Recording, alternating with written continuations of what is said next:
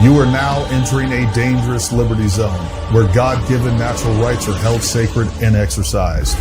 This is your warning. Tyranny, fascism, and censorship will not be tolerated. Ideas will be exchanged freely. Rigorous debate and open discourse is encouraged. If you are weak and your beliefs are fragile, you should leave now. Prepare yourself. We are now live on the Dangerous Liberty Podcast.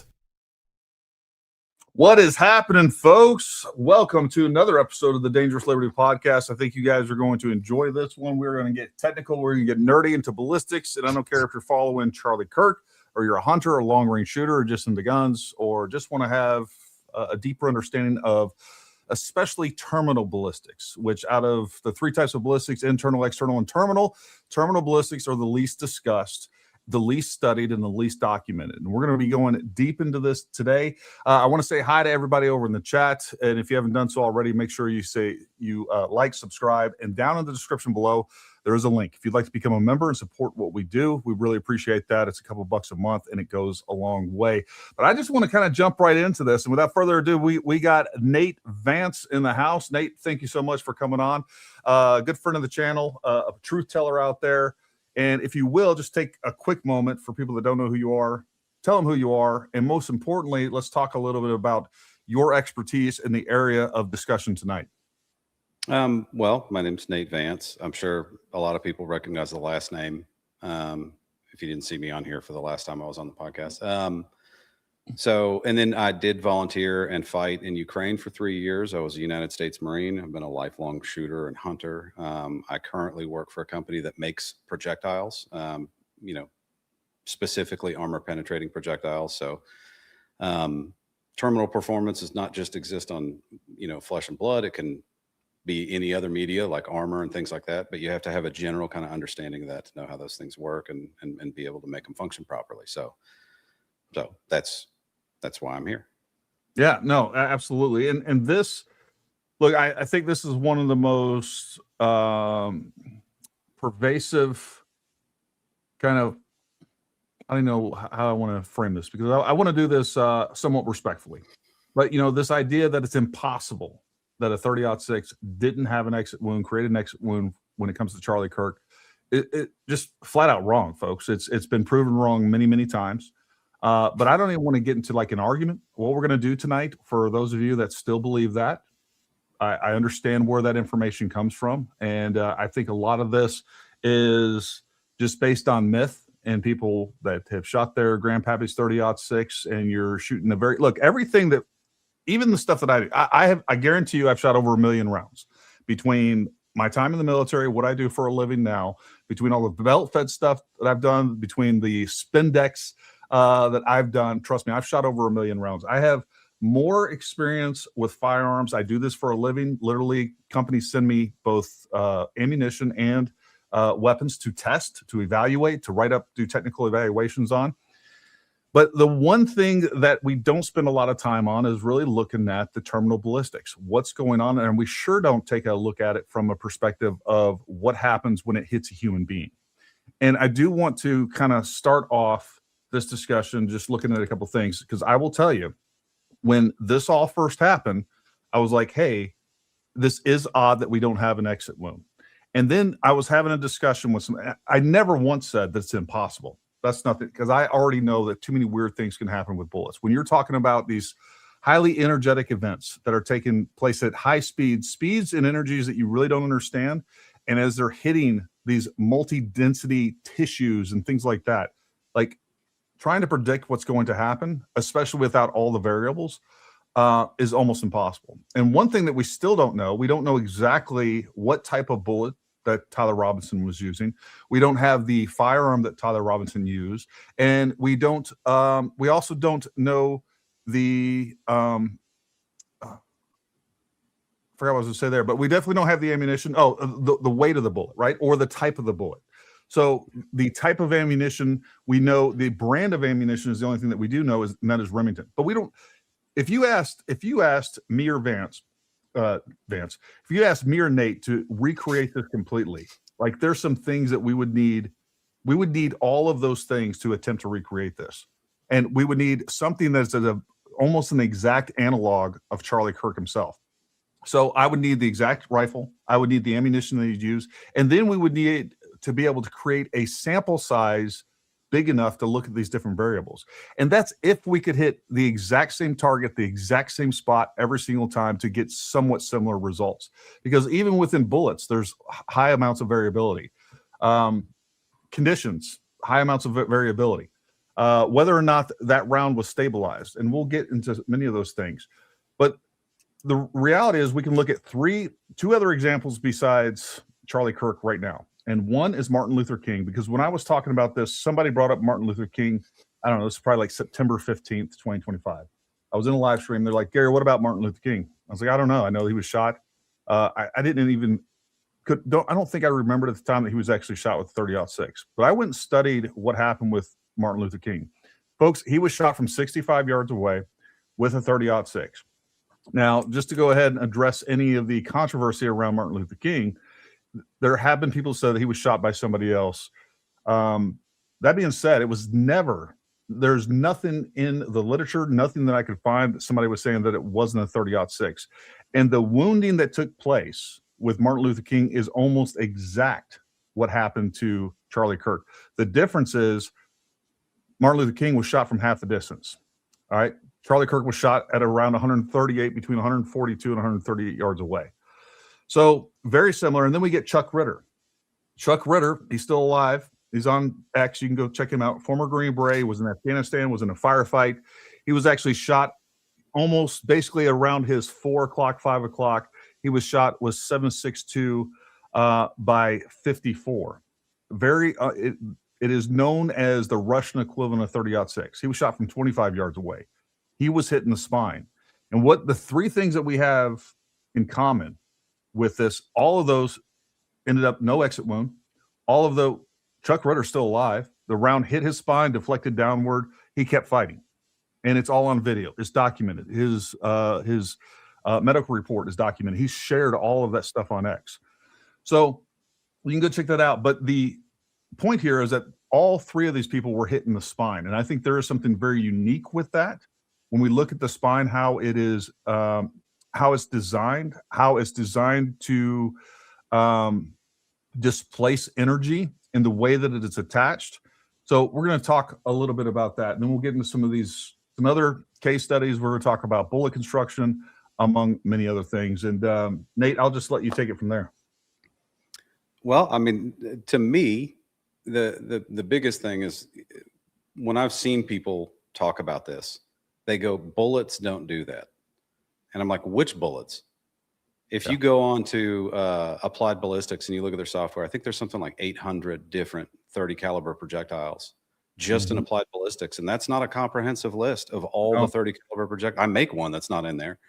So, out of 800 different rounds, and then you got to think like those guys that make these bullets, you have some of them that are, and we'll talk about this in a little bit more detail later, but you have, cup and core, non-bonded, you have bonded, you have partitioned bullets, you have solid copper, all different kinds of tip geometries, all of them designed to behave a certain way within a certain velocity range, depending on what you're trying to, what your target is. And you just don't know. There's at least 800 different variables right there, right? When you look at this thing and not knowing what was going on, you cannot rule in or rule out any possibilities, really, when you're talking about what could happen. So to me, it's not saying, I don't think either one of us is sitting here trying to say, definitively, this is what happened. But it's impossible to say, it had to be this or had to be that. You can't say that, right? Because you don't know any of those. You can't answer any of those questions. So you and I don't have access to the forensics. You and I don't have access to the bullet fragments that are left over. What we can't say, just like you're alluding to here, is like, we can't say, hey, for sure he was shot with a 30-06. I think at this point, there's so much evidence pointing to that it's hard to suggest anything else at this point. That being said, if you're starting off with the premise, if you're approaching this entire thing, hey, it's impossible that he was shot with a 30-06, that's what we're here to address. That is just not true. Just factually, and we're going to show you case studies of that. One of the things that and I recommend that you download this. Let me pull this up real quick. We're going to see different excerpts out of this, but it is Gunshot Wounds, Practical Aspects of Firearm Ballistics and Forensic Techniques, written by Vincent J.M. DeMaio. And it's Gunshot Wounds. Folks, you can download that for free. I found a free copy of this. Anyways, you go through there. They have nothing but 30-aught. They have a whole section with this nothing but 30-06. And they're showing, all right, it gets pretty graphic. But they show wounds. They show the lack of exit wounds. They show entrance wounds. He talks about in depth the terminal ballistics effects, what happens when these bullets, and this is over 400 pages long. So it goes through and it gives you a very comprehensive look at not only ballistics in general, different bullet performance, but then also the post-mortem effects of this on real human beings. What this guy was doing, I think it started in the 80s. The last version of this, I think, was printed in like 1999, the second edition here. But this guy would actually go around and find people that were just recently unalive, all right, and then look at what took place from a terminal ballistic standpoint. Look at all the different markings, the different angles of entry, what happened internally and externally. So it is a very interesting, and again, this was definitely going into this. September 11th, between September 10th, 2025 and now, I have 10x'd my understanding of the terminal ballistics, especially when we're talking about human beings. The other thing I will tell you, and Nate, I'm sure you've had the exact same thing. I've had so many people send me pictures and videos, pictures primarily like on X, just showing me like, hey, I shot this small deer and this was a 30-06 and it lodged, it didn't even enter. They ended up having, like one I had, they ended up having to shoot it again, but it basically hit the shoulder and stayed there and you can see it. So it didn't have the penetration power that a lot of people think that 30-06 does. The idea that, you know, his head would like this is a movie, like if he was hit with this, you know, the head would just be gone. It's just nonsense. And another great case study to look at to kind of highlight that point is Tyler Crooks. There's some things that we know about Tyler Crooks, about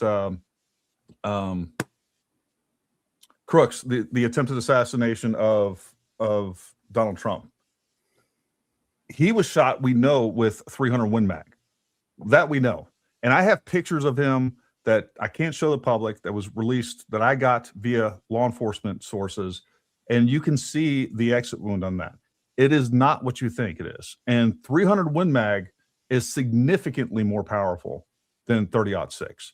So, you know, that's where we kind of need to start. And then we'll kind of go into some different bullet construction. We'll look at some other case studies and some other information. But yeah. All right, Nate, what would you like to talk about first? You want to do bullet construction first? I think that's important. Just okay. So I, you know, since the time we discussed me coming back on here and doing this, I kind of broke bullets down into a few different categories. Okay. And kind of going historically from the invention of the Spitzer bullet until now, right? So when they started to make, you know, necked rifle cartridges or, you know, cartridges with a shoulder, velocities were too fast for lead bullets to survive the centripetal force. They would just fly apart, right? So you had to wrap them in something that was a little bit more durable than just lead itself. So they started wrapping them in copper jackets. And the first kind of bullet design that they came up with was, it was called a cup and core. So they literally would, you know, extrude out a copper cup, pour some lead down into it, and then shape the nose into a conical shape, just like that. So, and that conical shape was just for aerodynamics, right? Because you had this really fast bullet and you wanted it to be able to, you know, slice through the air and get to the target as good as possible. But, you know, over time, they started to notice problems with that. Now, that particular one is a match grade bullet, and you can tell because it has really thin jackets. There's a reason for that. It doesn't have anything to do with terminal performance. It's actually it's a negative result on terminal performance if you're trying to penetrate. But what happens with these non-bonded bullets is that copper jacket is not bonded to that lead core in any way. It's just sitting in there. So essentially, when it hits the target, you can see that open tip on that open tip match. That jacket is, they call it an open tip match because it's made for matches. It's supposed to hit paper. That's all it's really designed to do. If that hits tissue or anything for that matter, that copper jacket is going to peel back. And what happens to the lead is lead hitting liquids at supersonic speeds is not a strong enough material to stay together.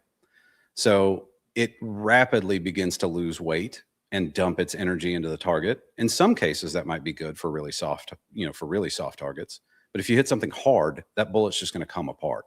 Right. I have an example of a non-bonded hunting bullet that I shot an animal with, and you can see I actually happened to get the lead core. It might take a minute to focus. The lead core and the copper jacket just separated. There's nothing holding them together, right? I found those in the animal, in the hide on the opposite side. And they were just right next to each other. So bullet designers started to try to come up with ways to have a bullet retain some of its mass. And, so it still has that mushrooming effect and that deformation effect. So it dumps some energy into the target, but still maintains some mass to kind of drive its way through the target. The first thing they came up with was partitioned bullets. So I'll show you that one. Make your screen big real quick. Not sure if it's focused, but you can see. Now what? Now it's not there. I'll cover my face. There we go. So you can see that front lead core. This is also non-bonded, but that back lead core at the back won't come apart. It will be protected by that little partition in the middle, and that will allow it to maintain some mass and continue to drive through the target. Yeah. And that works really good. It still works to this day. It's a great hunting ground. Partition, I'll give them a little plug there, but not the most aerodynamic thing in the world. You can see that it's got a blunt tip. And then I'm going to show you a different bullet. This is bonded. And the way that they bond the lead cores to the jacket itself, there's all kinds of crazy ways. They electroplate it. They could solder it in place. But if you look at that the non-bonded one where you saw the lead come away from the jacket, I'll show you this expanded 45-70 round I hit a pig with. And that pig, you can see these petals on the bullet. Oops. Yep. And you can see where that lead stays attached to those petals as they peeled back. So this bullet maintains almost all of its mass as it travels through the animal or the target, whatever the target is. And this is a huge bullet, by the way. But I also found this in an animal. Right. So as big as that is, a 45-70, all that kinetic energy, I still found it inside the animal. So you kind of have this progression of cup and core non-bonded, partitioned non-bonded, and then bonded bullets. And then now you have kind of a subcategory of bonded controlled expansion. So if you look at the photograph that's on the screen right now, you start to see a thin jacket up towards the front of the round. And then as you travel back to the base of the round, you see a much thicker jacket and this whole thing being bonded as well. What that does is the faster that thing goes, if it enters, it will only expand to a certain point before that copper jacket strength is supposed to slow down the expansion so it can maintain some of its mass and not come apart. But if you have a bullet, regardless of how much energy it has when it impacts a target, if it starts to disintegrate the moment it impacts the target, that's going to negatively impact the penetration, right? A bunch of little pieces are going to slow down really rapidly and dump a lot of energy into the target. And, coincidentally, as morbid as it is, that's kind of what we saw with the Charlie Kirk thing. And if you're willing to even entertain the Fed slop, we know that's generally true. And by the way, this is one of the elements that the conspiracy side tends to buy into and that is the ATF ballistics. Because the ATF ballistics portion of this said, hey, look, this was a highly fragmented bullet. There was only a couple of large pieces recovered from this. So we know that this bullet fragmented heavily once it hit his spine. And to the point to where they couldn't use tooling marks to actually match it specifically to that rifle.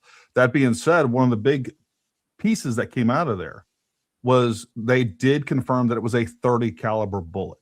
So again, for everybody that was out there saying, no, it was 5.56, it was, whatever it was that they throw in the number.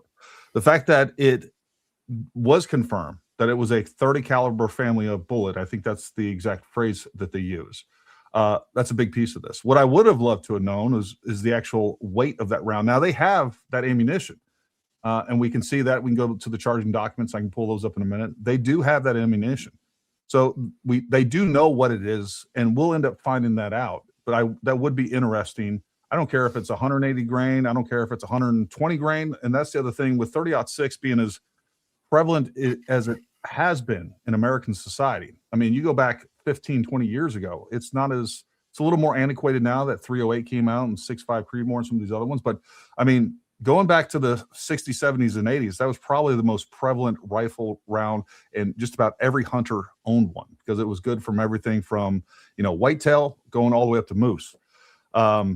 So, I think we did get a lot of information out of that, and it did confirm what I thought from the beginning was like, hey, that bullet had to have fragmented, or we would have most likely seen an exit wound. That's not what happened. No, I think there's a couple things. One, a lot of those hunting bullets, like you mentioned that they said it was Remington brand. If it was a core lock, that's an unbonded. Yeah. Right. The only thing they use to lock the core in there is just they crimp it essentially, right, in the middle where that cantilever is. That's about the only thing that's holding that core in there. And it's an open tipped soft lead bullet, right? So at the tip, it's designed to come apart. And with that much energy, right, at that range, that's pretty short range. So the faster it's going, the more likely it is that it's going to fragment when it's that kind of construction. So I wouldn't be surprised at all if it was a core locked. And if that's the case, I wouldn't be surprised at all if it came apart when it hit the spine. I think people tend to underestimate how tough the spine is. Yes. It's a very tough. I mean, it is the keel of the human being.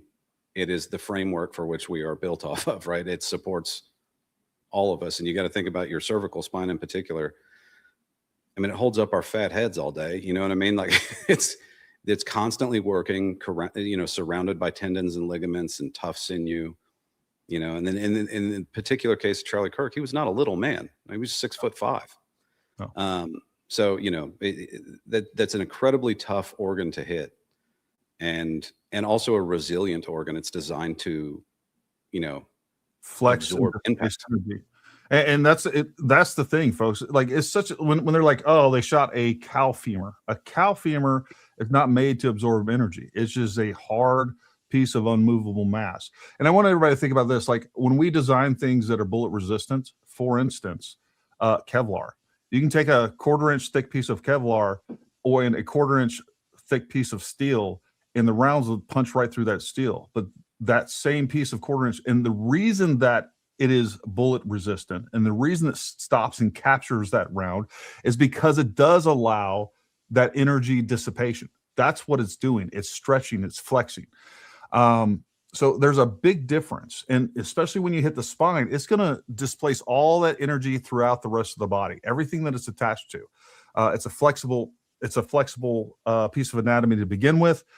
And we see, depending on what pictures you look at and from that video and how you slow that down. And then again, that's a whole nother thing too, but you see mass deformation when you, I could pull those up, the pictures of Charlie Kirk when he was shot, you see a large protrusion in his back. And I think that is the deformation of his spine. I really do. I think we see that flexing outward significantly. So, a lot going on there. The other thing I want to talk about too is the angle at which he was shot. So he was shot from approximately 138 yards away. It was a 9.7 degree angle. I've calculated that. Both the first calculation I came up with was like December 12th using Google Earth and as many measurements. I think I came up with like 9.4. And then using our 3D model that I had done, I was able to get pretty much exact. And I think it's around 9.7. So anywhere, somewhere between 9 and 10 degrees. Now, when everybody shows these charts of the round hitting Charlie, they show that round pretty much going straight into his neck like this. And so we have a thinner cross section, but that's not how he was sitting. So we already have a downward angle, and then he's leaned forward significantly. He's kind of hunched forward, holding the mic. So now we've probably almost doubled the amount of mass because it's going at a downward angle into his neck before it hits his spine. So it's significantly more than just the 5 inches in diameter that somebody's neck might be. So I just want to, like, you got to kind of throw that information in there as well. Yeah, I mean, and the other thing to consider too is if somebody takes a cow femur and suspends it in ballistic gelatin, right? It's not really attached to that ballistic gelatin in any way. It's just floating in a matrix, right? Yeah. So whereas, a living, breathing human being, there is no portion of that spinal column that does not have connective tissue that is very tough. Attaching that to musculature and tendons and ligaments, right? So even if you hit it and break it and damage it and move it, all of those connective tissues and musculature will kind of pull it back into place, even though it's still damaged, of course. But Yeah. All of that stuff is still kind of holding things in place, right? And it's really firmly attached. I mean, this is also going to sound morbid, but like if you've cleaned an animal, getting that tissue off of that skeletal structure is not an easy task, right? You need very, very sharp tools, and it's still work. If you just try to pull a bone away from that connective tissue, you're not strong enough, right? Yeah. Like it's really hard work to do that. So I just, I'm not a doctor. I don't think, well, neither of us are, but I just think people tend to underestimate just how tough those tissues are. And you got to think it's the most important part of the human anatomy, right? So, millions of years of evolution and genetics is going to make sure that that's a pretty secure, or as secure as it can be. And that just results in a bunch of tough tissue being around this. So when you, like you said earlier, you think about this, the amount of energy and the speeds things are going when they do this. I mean, you have a round that's rotating at maybe 200,000 RPM. It's made out of a material that, lead in the inside, if you're assuming it's a civilian bullet. And then it hits a medium that's 800 times, at least, if you're talking about water, 800 times as dense as air. So for every foot that it goes through of water is equal to 800 feet of air. And it gets to a point where it's just modulus of elasticity is not high enough to survive that, right? So it's, and then you hit bone, which is even more dense. It's just not inconceivable to me that can cause a non-bonded lead core bullet with, a relatively thin jacket to come apart. Just to me, it kind of makes sense. No, it does. And look, I think at the end of the day, even if you think it's a 1 in a billion chance, okay, it's nowhere near that. It happened. Like that's what I think ultimately the evidence, and especially once we get to the trial, we're going to see that. Like there's really no room for anything else. And the idea that, like, I don't know, Israel did this, the military planned this, they had decided they needed a patsy, and it was Tyler Robinson, and they used a different round. Like, do you know how stupid that sounds? Like, the one thing that they screwed up was they gave him the wrong rifle. Like, if I was going to plan an assassination where I wanted some patsy, it would be 223, 556 all day long, because again, it is so prevalent. It's so easy to hand off a rifle. You can switch out the barrels very easily. Like, whatever you want to do, like, you can create. There's a lot of things that you have the opportunity to do and not go with Papaw's rifle, right? That's a Mauser of all things. So, like, at some point, people just kind of have to accept some reality. But again, most people have gone into this being told by complete idiots, like, this is impossible. People that are claiming to be ballistic experts that don't know what they're talking about. And it's not even their fault, even if they shoot a lot or they hunt a lot. Like, Nate, how long have you been driving a car? Well, 25 years, 30 years. Yeah. All right. So are you a race car driver? Do you have, like, does that make you a mechanic? No, like, these tangential experiences that we have, because I've went hunting a few times, does not make you a ballistic expert. And again, I'm the first one to tell you, I know more about guns. I do this for a living. I've been around guns. I'm an 18 Bravo, a Special Forces weapons sergeant.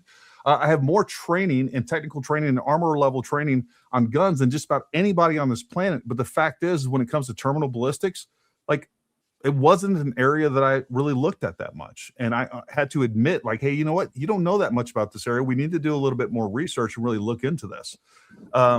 And that's just a fact, folks. Like, these people want to convince you that they know about things that they don't. And, yeah. And the thing with me when it comes to the bullet construction aspect of it, there's a lot more. There's a lot more of these variables we don't know. And I think we touched on it last time. We were talking about the condition of the rifle, and the rifling, was the bullet weight too high for this twist? All of those things, we can get into those. But when it comes to the construction, you got to think, people kind of expect this monolithic response, this monolithic performance of a bullet when it hits a target. It is so imperfect a science that there are still 100 years into rifle bullet design, or 100+ years. There's still people that get paid a lot of money to try to come up with a way to make it better, which means that there are failures and things that happen that people, results people don't like. And so you take all the combined hundreds of millions of dollars that have been spent on engineering a better bullet, and they're not done yet, right? So as far as like terminal ballistics goes, it's not just that we're not experts. I don't think anybody really truly is. You know what I mean? Nobody can get to a point where they can predict the outcome. I mean, the only way to predict the outcome is to like predetermine the density of tissues in a human or whatever target it is prior to it happening. And there's just we've been talking about variability in bullets. There's variabilities in human beings and how they're built and structured. I mean, Well, yeah, and let's talk about ballistic gel and what it is and what it's not. So first of all, ballistic gel is not an analog for a human being. What a bullet does in ballistic gel does not mean that's what is going to happen to a human being. And we can just look at, just from a common sense perspective, every single person is built differently. There's variable densities in our flesh. Like if I get hit here versus where I get hit here or somewhere else, that is a completely different terminal ballistic outcome. Just what's going on inside the body. What ballistic gel, and specifically 10% ballistic gel, has been designed for was the FBI wanted something that they had. They limit the variables, and it allowed them to do a comparative analysis given the exact same amount of variables within their control, and then look at overall penetration and different terminal ballistics performances in a clear gelatin model that they can actually look at and or extract from. That's what it is. It does not in any way replicate a human being. So right over there, I got 3 or 4, I got 3 different ballistic gel torsos that have bones and everything else inside of them that I ordered to do some additional testing. But like the skeletons are plastic. As a matter of fact, like just on the skulls, like some places the gel's that thick, some of it, like there is nothing scientific about this. And somebody going out in their backyard and shooting a piece of meat and shooting some bones without any sort of there's nothing scientific about it. It is backwoods BS from the beginning of it. And it's ridiculous to say, oh, yep, look what happened. That proves it. That proves that this could never happen with Charlie Kirk. Like it's the dumbest thing I've ever seen. Yeah, ballistic gel is designed to give a comparison from bullet to bullet, not a comparison of human tissue to human tissue. That's what it is. So you have a standard set of test media, and then you say, okay, one penetrates further, expands more, causes more temporary cavity or permanent cavity. You can assume that it will do similar things in human tissue in terms of one being able to perform better than the other. But it's really not a predictor of exactly what it's going to do within that human body or an animal or anything else for that matter. And I can tell you from experience too, you can take the same ammunition, shoot 5 different ballistic gel blocks, the exact same, came from the exact same batch, and you're going to get 5 different results even from there. Penetration is going to change. How they expand, if that's what you're looking at, and that's the type of ammunition that you're using, or if you're looking at some sort of frangible round or fragmenting round, like a RIP round, varmint round or something like that. Yeah, whatever it is. Like you are going to see completely different results in each one of those because there's just too many variabilities that you can't account for. A slight angle change, like all of these things matter. And to pretend that you're going to take, not even knowing the ammunition, you don't even know the ammunition, and then you're going to go out there and shoot something with a 30-06 and then shoot something that is not the same distance, not the same angle, and not the same thing that was shot. There's nothing that can replicate Charlie Kirk other than Charlie Kirk himself. Even if you were taking out, and we talked about this on another podcast, even if you were able to get your hands on a bunch of cadavers, folks, you will have, if you were able to get the exact same bullet and shoot it at the exact same angle, exact same distance, and hit the exact same spot, you would get different results from each one of those cadavers. It's just every single trajectory inside would be different. Exactly. Every single one. And then, like, speaking of different, can you pull up that open tip match again? That open tip match. I know exactly what you're going to talk about on that because I was looking at that and the nose of it and how. Yeah. No, it wasn't. Which one was it? Was it this one? Yeah, there you go. Yeah. Look at the tip of that. First of all, that little copper tip that's not supported by anything, right? As soon as that hits, if the target you're hitting is not perfectly perpendicular to that bullet, it's going to start pulling that nose cone, that little copper tip over one way. And then look at how the lead is unevenly touching the sides. Like, as you're viewing it, the right side of it is not attached and the left side is. That's going to cause it to yaw. And then I guarantee you, if you ground out 50 bullets, all 50 of them would look a little bit different in the tip of that brand. Yep. So, and all of that stuff, when it hits liquid at Mach 3, is going to cause violent changes of direction. Yeah. And it's just not designed to fly sideways through a liquid media or a tissue media. It's designed to fly straight through air. That's what it's designed to do. And that's just one example of bullet type and bullet construction. So, they're so wildly different. Now, from externally, you look at it and you go, yeah, it looks like a pointy thing, right? It looks like a pointy thing made out of metal. Inside, there's a lot of different stuff going on. And I just think that it's, if somebody doesn't know when they're not like kind of involved in or really nerding out like we probably do about, how these things are made and then therefore how they perform, I wouldn't expect them to know like why. Most of the time with any of these different bullet constructions, if you hit the right part of the body of a target, they work for the most part. Right. Mm-hmm. And that's what most shooters, that's all they need to know. That's what most troops are taught. Just put it center mass and squeeze the trigger, and the bullet will do its job when it gets there. You don't have to be concerned with how, some 10-pound brain guy in a laboratory was thinking of when he figured out how to make it. So, and you don't have to worry about, is it going to hit an inch high or an inch low or any of those things when you're talking about minute of man targets. And, going back to your point and even going back to, this picture, folks, I probably have literally $20,000 worth of reloading equipment right over here, just off camera. And I probably have, I don't know, $3,000 worth of different bullets over there. And all of them are like, most of them are Berger bullets. Berger is kind of known for the consistency. And you spend a lot of extra money on these reloading components so that you can get the best match grade ammunition, the most consistent ammunition possible. And I don't do this, but there's a lot of reloaders out there that do, especially like F-class guys and bench press shooters.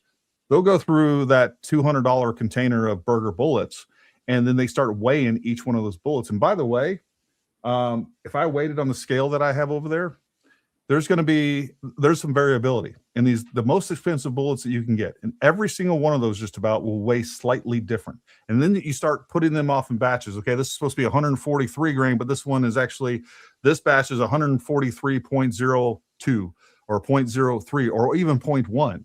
And you can get out of that just within a tenth of a grain. You might get, if that's the level of consistency that you want out of that 100 bullets out of that box, I might get 10. And I'm telling you right now, when we're talking about the levels of accuracy and the consistency, and this is like the best ammunition you can get. You pull boxes of ammo off the shelf and it's just hunting ammo.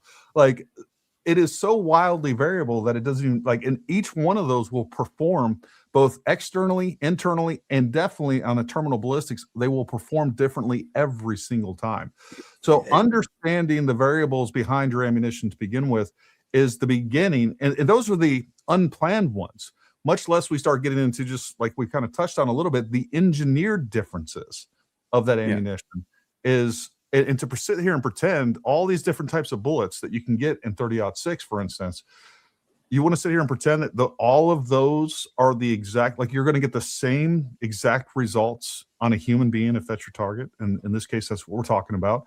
And I don't mean to be macabre about it, but that's what we're discussing.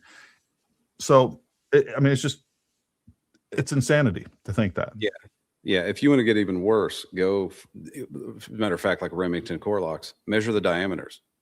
Yeah.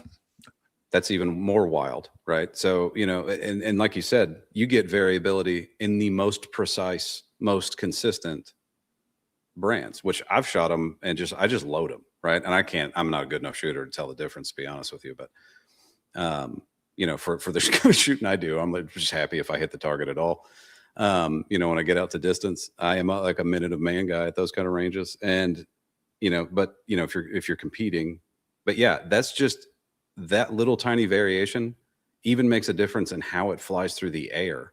And if it makes a difference how it flies through the air, it's going to make a difference in how it flies through anything, including a human target or an animal or whatever else. So it's the variabilities are almost endless. It's almost incalculable, which is why I think terminal ballistics, even though people study it to a degree, and like surgeons study it to kind of know how to recognize certain wound characteristics, I don't think anybody's really like trying to figure it out, because it's almost impossible to predict outcomes when it comes to terminal ballistics. Yeah, and while I was listening to you, I was just I want to pull this up, and this is from that document I mentioned earlier. I just happened to come across this real quick, and I want everybody to read this. And again, if you're interested in this and the possibilities of what may or may not have happened with Charlie Kirk, I highly recommend that you download this. It is a wealth of information. It talks about entrance wounds. We may get into some of those and some of the things that it discusses specifically to entrance wounds, but I want you to location of fatal gunshot wounds. There have been no extensive civilian studies to show the location of fatal gunshot wounds in the body in non-suicide cases. The U.S. Army has conducted a number of studies involving combat casualties. The most recent one, and probably the most applicable in view of changes in medical therapy, was the WDMET study from Vietnam War. This study found that although the head and neck constituted only 6.5% of the body surface, wounds of this region accounted for 37.2% of all fatal gunshot wounds. The thorax, 13% of the body surface was the source of fatal wounds and 36.4% of fatalities. The abdomen, 10.6%. The body surface accounted for 9.2% of the fatal wounds. It has been the author's experience that in civilian homicide cases, 40% of fatal wounds involve the brain, approximately 25% involve the heart, 25% involve the aorta or other main blood vessels, and 10% involve solid viscera, lungs, liver, kidneys, etc. So what this is essentially saying is just what I said from the beginning of this.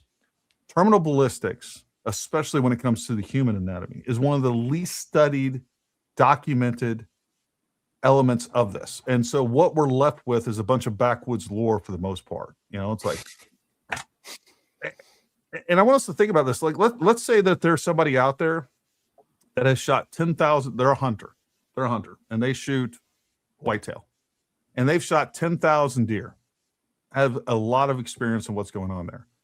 Folks, they're probably using the exact same ammunition, very similar distances every single time. Like, even though the volume is there, ultimately what they have to contribute to the discussion is anecdotal at best. It is a very narrow range of ammunition. And most of the hunters out there, like, they haven't shot a lot of rounds. They haven't shot 10,000 deer. And again, what I will tell you is when I do have hunters with a lot of experience, they contact me and they're like, Gary, I totally believe that it was a 30-06 because I've seen this, and this happen to deer. I've seen the same round hit the exact same spot, hardly expand, do hardly anything, same distance, and either didn't kill the animal or barely killed the animal. I've shot another deer, same size, same distance, same ammunition, and it blew through both shoulders, no problem. Complete exit wound, just a horrific mess. That's what we're dealing with. And anyone that isn't going to approach and just be honest with you and say there's too much variability to even come to a definitive conclusion on anything, that's where we're at. But what I do know is we have three people, just off the top of my head: Martin Luther King, Chuck Ritter, and now Charlie Kirk. All three ended up getting shot fairly short distances. What they have in common is they were all shot in the spine, and one of them's still alive. So, and none of them had exit wounds. Yeah. And look, I think it's important to say that I don't think either one of us are coming in here, as some kind of like authority No. that's saying this is exactly what happened. Right. Nope. Now, I have my own opinions about what happened, but I think they're just as valid as anybody else's opinions, to be honest with you. But no more so, right? Like, and it's what we're saying though is nobody knows enough about this subject in general to rule anything out, especially with the lack of clarity on the variables. The variables that we've mentioned, and we haven't even got into the like spin rate and how that could affect, stabilization, whether that round was stabilized or not. Yeah, and it may not have been, right? Like the guy shooting his grandpappy's rifle, who knows how many rounds that thing has through it?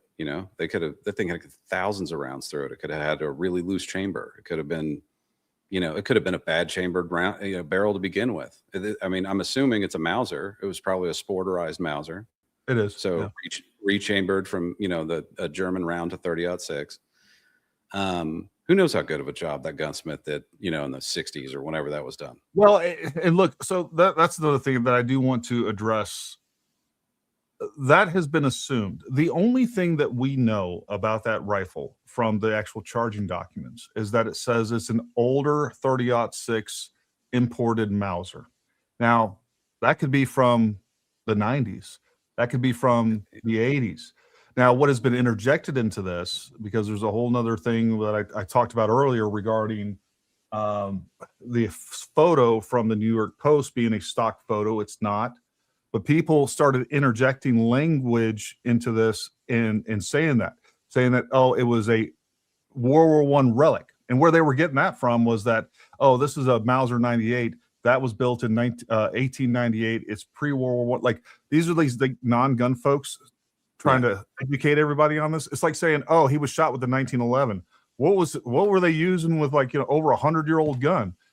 Yeah. No, moron. We don't they're making 1911s right now. Yeah. Like, we don't even know where this rifle came, how old it actually is. Now it could be you and I both. I have friends that have World War I guns that are relics, I guess you want to call them. They're literally from World War I. People are still using them today. World War II rifles. Plenty of people out there still using those rifles today.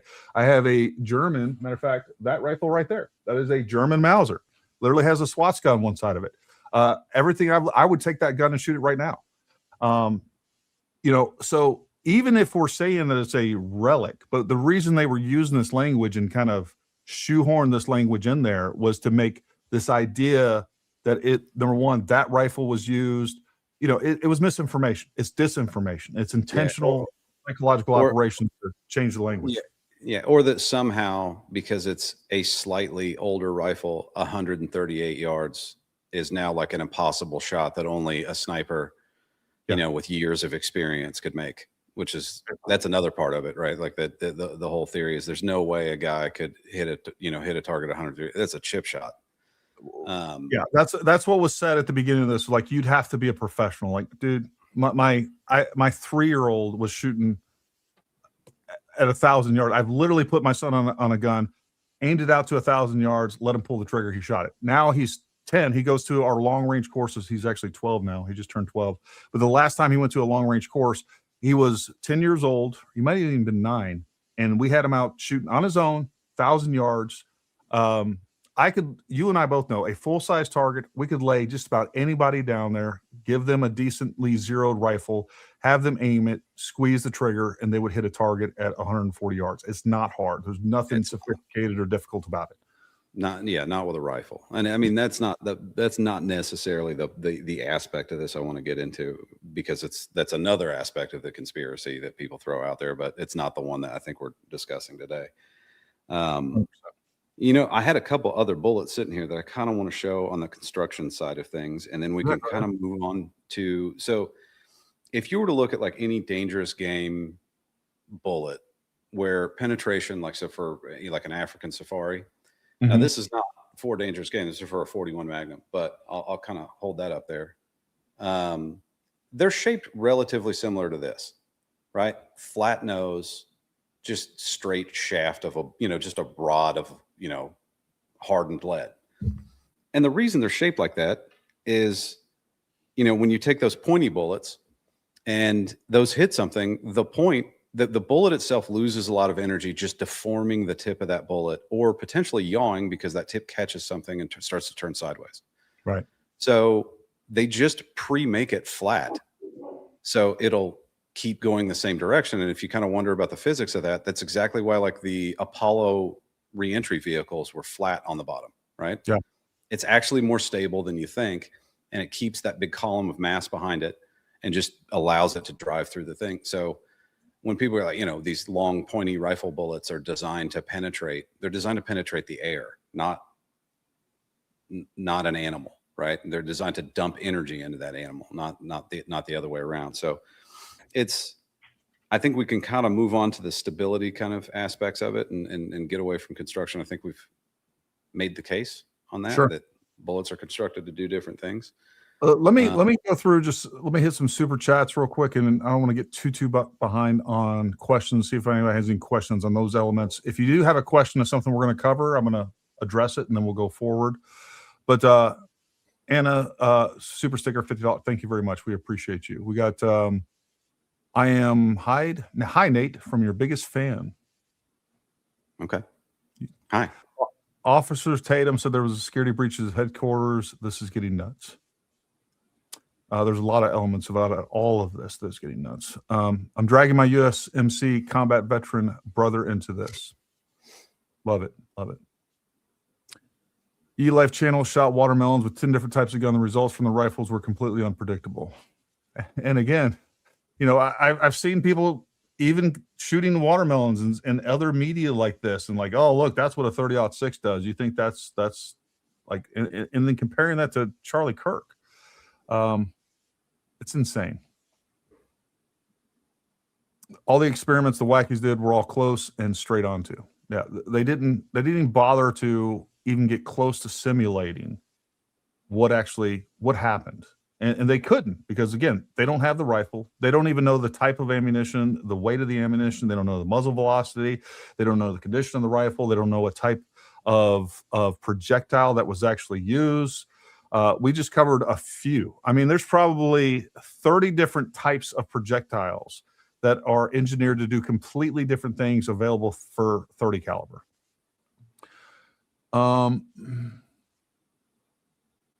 The ammo that can't be linked to the gun had the DNA of 6 other people. Well, that's not true.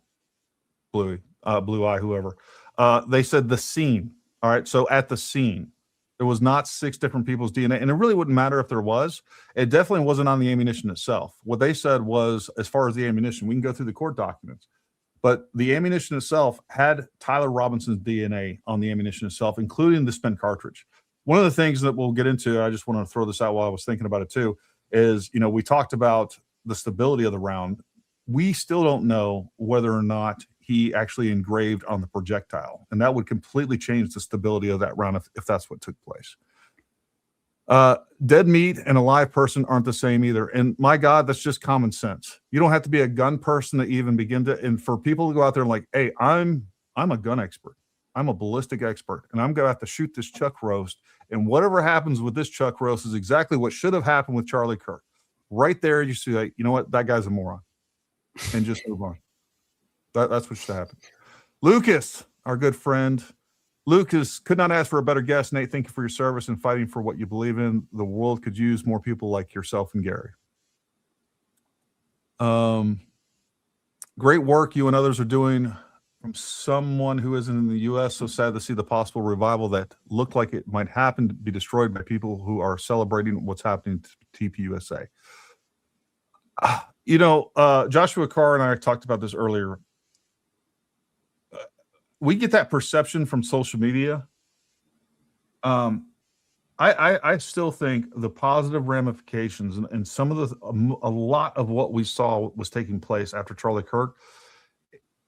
A lot of this controversy and this BS and this conspiracy drivel and slop is taking center stage, but don't get to, I think a lot of that's still going on from a conservative revival standpoint and a spiritual revival standpoint. I believe that's still happening. I really do.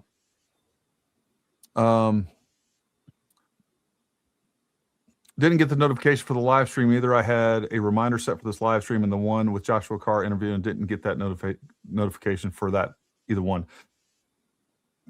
Folks, we get this all the time. The other thing that people are constantly messaging me about and writing in the comments is they have had to like subscribe to our channel like 5 different times. I don't know what's going on with that. I don't know if that's targeted. I don't know if that, whatever that is.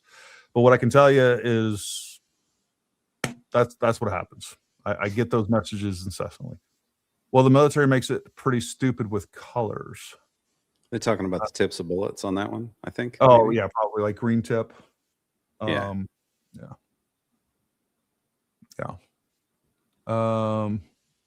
I think you could have just stopped at the military makes it pretty stupid. That would have been very accurate in all things. I just admire and respect smart conversation with facts and experience like these two men provide. You cover all the details and give very reasonable explanations. Thank you, Gary and Nate. You're welcome. This is the last one and we'll get to the rest of them. Slowed and expanded fragmented bullets have trouble exiting skin, especially at the given angle, which would be less than 12 inches penetration before hitting that second layer of skin. And it also has a lot of trouble exiting when it hits the spine as well. So, nothing, I never thought like this was impossible or anything like that. But again, once we get more information, but the problem is that these conversations get completely corrupted and polluted with idiots. And then what happens is now I have these people that never knew anything about ballistics are now parroting what somebody else that never knew anything about ballistics said about this. And now they just say it over and over and over again. And it's unfortunate. So yeah, I saw an accountant in his backyard shooting a ham. So now we're both really good bullet people. Okay. Yeah. You know what? I'm going to throw this up here too, because this kind of actually talks about what we're getting ready to get into. Many months ago, I offered you some 30-year-old 30-06 ammo that I tested and had 3 out of 10 hitting paper sideways, key holding at 100 yards, and would be a few inches off target. Plausible ballistics. Absolutely. If I don't care what ammunition you're shooting, I don't care what the muzzle velocity is, I don't care what it is. Once that bullet goes into extreme yaw, and especially if it's tumbling and or keyholing, for what people that don't know, that means the bullet is now flying sideways because it wasn't stabilized and is hitting it with the side of the bullet as opposed to the tip. So now you have an elongated hole in paper. We see that, I won't say all the time, but I've seen it many times in my military and professional career shooting, and there's a lot of different reasons that can happen. But that is directly related to a lack of stability, and there's multiple variables that can cause that as well. Mm-hmm. Yeah, so let's talk about that. Yeah, well, I mean, I think the main one being rifling and the length of the bullet. I think a lot of people associate the need to stabilize something. So we posted a bunch of those pictures of the bullets, and if you look at them, most of the weight is towards the back of the bullet. And that's where its center of mass is closer to the back. And, in physics, like go ahead and try to throw a hammer and make the handle go first. Yeah. Right. It won't. The hammerhead will tend to flip it around and the hammerhead will fly first. And that's because everything wants to fly weight forward. So the way that they kind of get around that with rifle bullets is they impart spin on them, like a football, like throwing a football. And that's the best way to look at it. Gyroscopic stability. Yep. And it's like spinning a top. If you spin it fast enough, it'll be stable. And as it slows down, it'll start to wobble just like a top will before it falls over. And the longer the projectile gets, so if you take a 30 caliber bore diameter, in order to make it heavier, it has to be longer. So, but that doesn't always mean the same thing when you start talking about monolithic copper bullets, right? Like they're longer and maybe don't weigh the same as a lead core bullet of the same length. And the longer the bullet is, the faster the spin rate needs to be to not only stabilize it as it comes out of the barrel, but as it travels down range. If you intend for that bullet to be accurate out to 1,000 meters, for example, it has to maintain a fast enough spin to be stable at 1,000 meters. As soon as you lose that stability and it starts to wobble like a top, it starts to corkscrew out. You know what I mean? And that circular pattern of corkscrewing gets bigger and bigger and bigger. If you hit a target while it's not flying straight anymore, it's going to tumble faster and be flying through the target sideways, kind of like you see on that paper target right there. Yep. You know, as we were mentioning before, we were talking about spin rate. A lot of those older, you know, 30 caliber bullets might be 1 in 12, 1 in 14 twists. So that means it makes one full rotation and 14 or 12 inches of travel down the barrel. If you shoot a heavier or longer bullet through a twist rate that's too slow for it, it will not stabilize properly. It will start to want to go ass first. And as that ass end of the bullet tries to get in front of the tip, it's going to do all kinds of wild stuff flying through the air or when it hits target. So that's just another one of those variables that we just don't know about that rifle. We don't know what bullet weight he was shooting. We don't know what twist rate the rifle was. We don't know how old we don't know how old and worn the rifling is. I mean, you can start out with a fast enough twist rate, but as those grooves get worn down and flattened out, they may not impart the same amount of spin that they did when it was brand new. So there's all just, it could be dirty and fill up the rifling and with a bunch of copper fouling and screw that up. Right. So there's all kinds of things that can go into making a bullet fly unstable. Yeah. And I mean, just to highlight that as well, folks, back there, I have an AR upper. I don't want to touch it because YouTube will shut this down, but I have an AR upper, and it's a PWS, primary weapon systems upper. It's a piston ran upper. I ran that gun as my primary gun forever. I had 35 to 40,000 rounds through that rifle. I had switched rifles and I started using a different rifle, but I was allowing our student at one of our tactical carbine courses use that rifle. He zeroed with that rifle. And I literally told him, I was like, man, that gun's got more. I can't believe that barrel isn't toasted yet. I was like, I know for a fact I got somewhere around 40,000 rounds to that barrel and it still shoots perfectly. And then we go down there and look at it. He was a decent shot. I mean, at 36 yards, he was pretty much clover leafing. I mean, they were stacked. That rifle was performing perfectly. Then we get up there, we start doing short, just ready up drills from 5 yards, teaching people how to quickly acquire a target, put a round on target at close distances. At 5 yards, like within 10 rounds, suddenly we started getting tumbling at 5 yards. So from 5 yards away from the exit of that bullet, now the barrel shot out completely. And now we have it keyholing at 5 yards. It was the craziest thing I've ever seen. It went from shooting perfectly one moment to completely keyholing at a very short distance. So that round is completely unstable. Like we have toasted all of that rifling in there. And you know, that's what happened. Now that is a newer barrel. It has much better construction and steel than I'm sure, even if that barrel was made in the 80s, it's probably older than that. Like the amount of rounds, depending on how often they shot it, how often they cleaned it, what type of ammunition. Like again, when was it corrosive?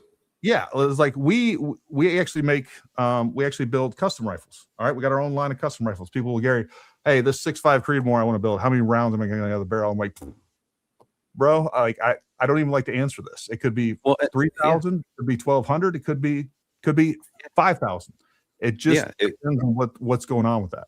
Well, and like in heat being the killer of everything, right? Like if you are shooting that thing and you're trying to turn that bolt action into a semi-auto rifle, you're going to get a hell of a lot less rounds out of it. I mean, it'll still shoot, but you're not going to get that match grade accuracy that you want out of it. Yeah, and that's like you're just going to burn that.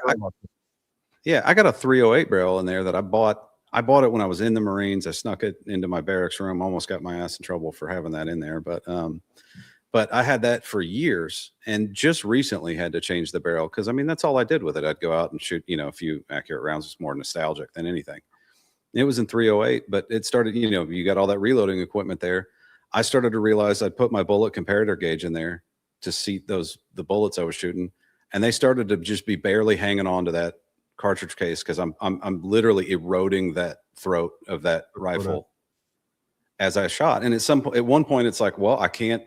I can't just set the bullets on top of the case. I gotta get a new barrel. So, barrels are consumables. And that's something else that I think people don't understand is, throughout the life of something, and we don't know how old this rifle is or how old that barrel is or how many rounds went through it. But let's say it's 45 years old and they go out every summer on the weekends and shoot rounds through it. Right. Well, you could see that's thousands and thousands of rounds. And it, at best, it's probably a stainless, if you're lucky, it's a stainless steel, or just some kind of carbon, basic carbon steel. It's probably not like a Krieger or a Schillen barrel. You know what I mean? So it's it's good. It probably held, 1.5 MOA, something like that when it was brand new. But then every time you shoot it, it is eroding every single time. So, thousands of years and decades, and that's not including whether or not you cleaned it or allowed water to sit in the barrel if it was out there in the rain. All of these things we just don't know. So the condition of the barrel, and again, even that throat, even if you have rifling towards the muzzle end of the barrel, if that throat is worn, you have a bullet start to yaw before it engages the rifling. Yeah. So now it's traveling down the barrel at a kind of a wonky angle. And then when it comes out of the barrel, it starts doing funky stuff. So there's so many of these variables that it just becomes impossible for people to say, I know exactly what should have happened.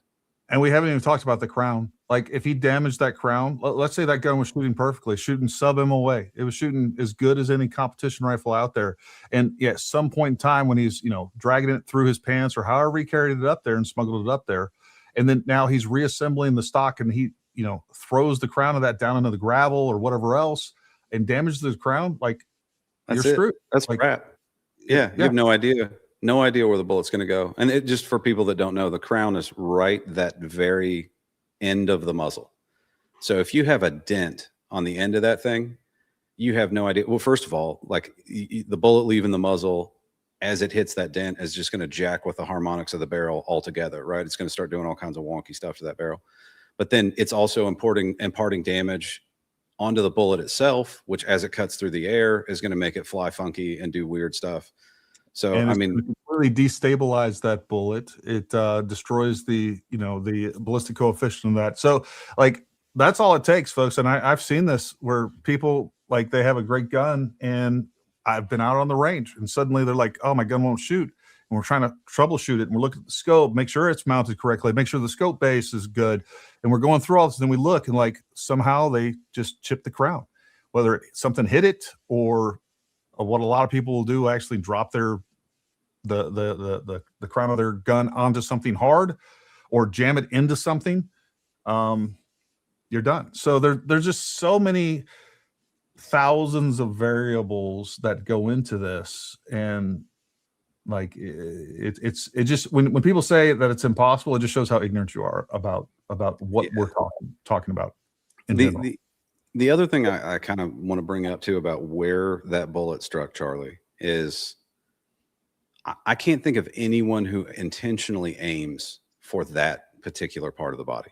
Correct. Right. And instinctually, I could see somebody aiming for the face. I could see that. Yep. It's a stupid shot, but I can see it happening. At 140 yards, it's really not. Like, I mean, it's not. The only reason I'd say it's stupid is because people move, right? Sure.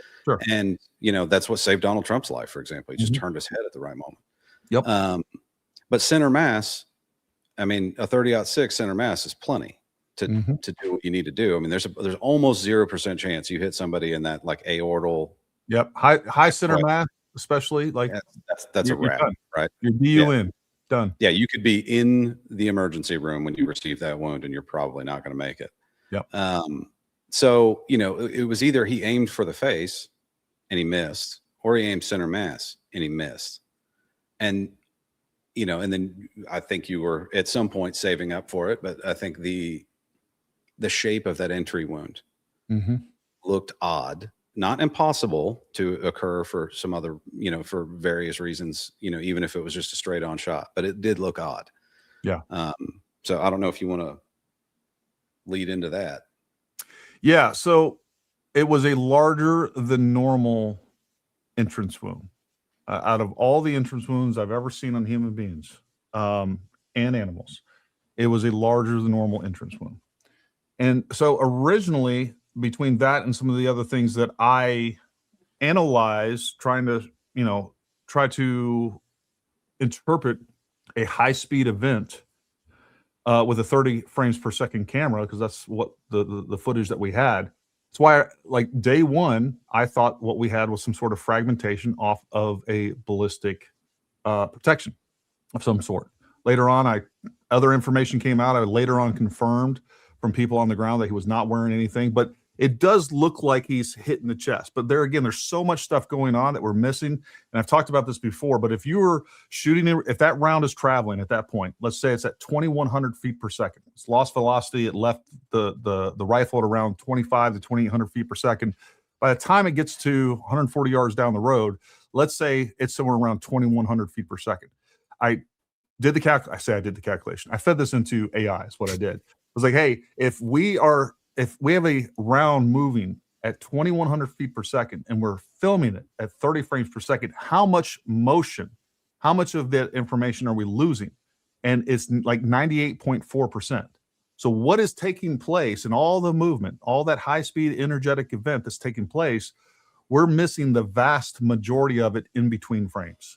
Like most of it's taking place in between frames. So we're trying to calculate what's going on there. So originally I thought that we had some sort of fragmentation off of a vest. And then later on, again, I retracted it almost immediately. I said, hey, this is what's going on. I kept people abreast. I wasn't deceptive about it or anything like that. But it was odd. And so the other thing that could happen is that I do think that it's very possible that we have an unstabilized round. Now, if you have an unstabilized round, does that mean you're not going to hit the target? Absolutely not. We see this at zero ranges all the time. We're shooting at 100 yards. We're not making the impact that we want, even though we've had previously zeroed rifles.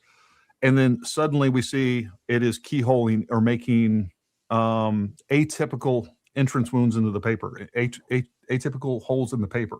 It's not perfectly circular. So that means that round is tumbling. And chances are, if you shoot enough at it, we're now going to get rounds all over the place, nothing consistent. And you'll see some that are slightly oval, and then you'll see some that are just basically the flat side of the bullet. So I think it is very possible that he was probably aiming, what I think is he was probably aiming at the high center chest, right at the sternum. And we ended up shooting around 8 inches to 10 inches high. And unfortunately, I don't want to say it was a lucky shot, but it did what it did.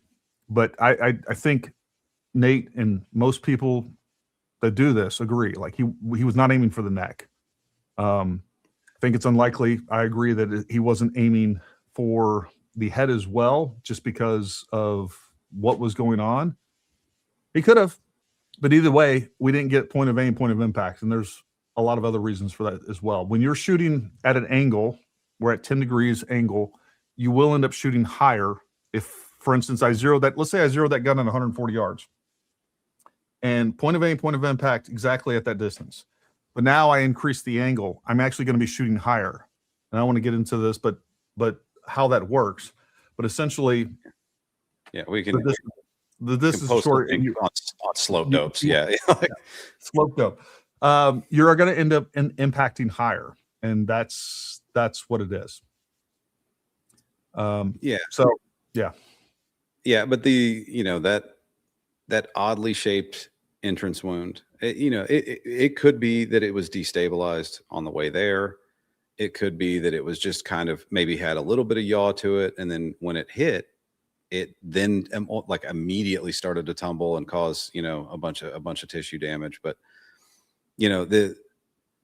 again, it points to something not consistent with normal stuff going on, which right there at the entry wound, you're already looking at inconsistencies based on what's probable, right? And it, like a lot of what we're saying with a 30-06 not producing an exit wound, am I saying that is more probable than an exit wound? No, I'm just saying it's possible, right? That's it.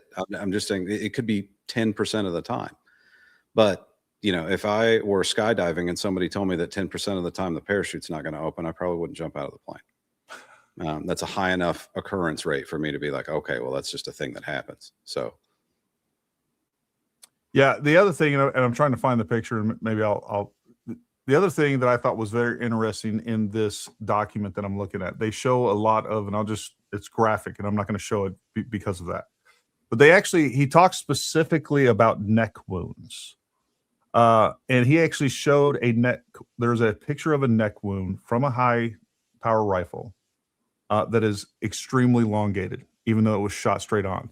And it's larger than normal. And what he's talking about is because of the way that the skin is on the neck, it's basically pulling an omnidirectional.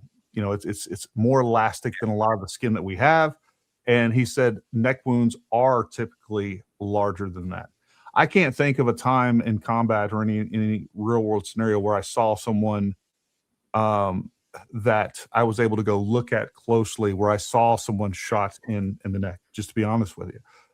So like that's not a level of experience that I can say one way or the other. And there again, I could have seen 1,000 of them, but based on the different calibers, based on the different types of rounds, based on the different conditions, based on the different angles, those 1,000 incidents would all probably look different to begin with. So it goes back to just understanding the variability at play in all of this is incalculable.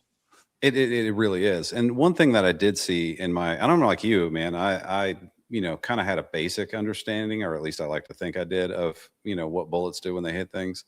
Yeah. And then I have read more postmortems since, you know, the Charlie Kirk incident, mainly just so I could argue with people on the internet, and argue intelligently, or, you know, as intelligently as I could muster anyway.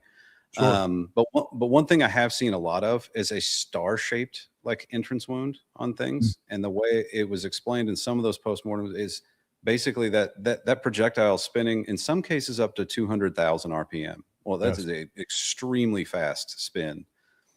And if you've ever seen like, or if you've been using a drill and you got like a towel or something caught in it and how it kind of twists up, essentially that happens to the skin. And then finally it breaks. And as it breaks, it kind of, you know, breaks in that star-shaped pattern. And like you said, we're only seeing, you know, 30 frames a second.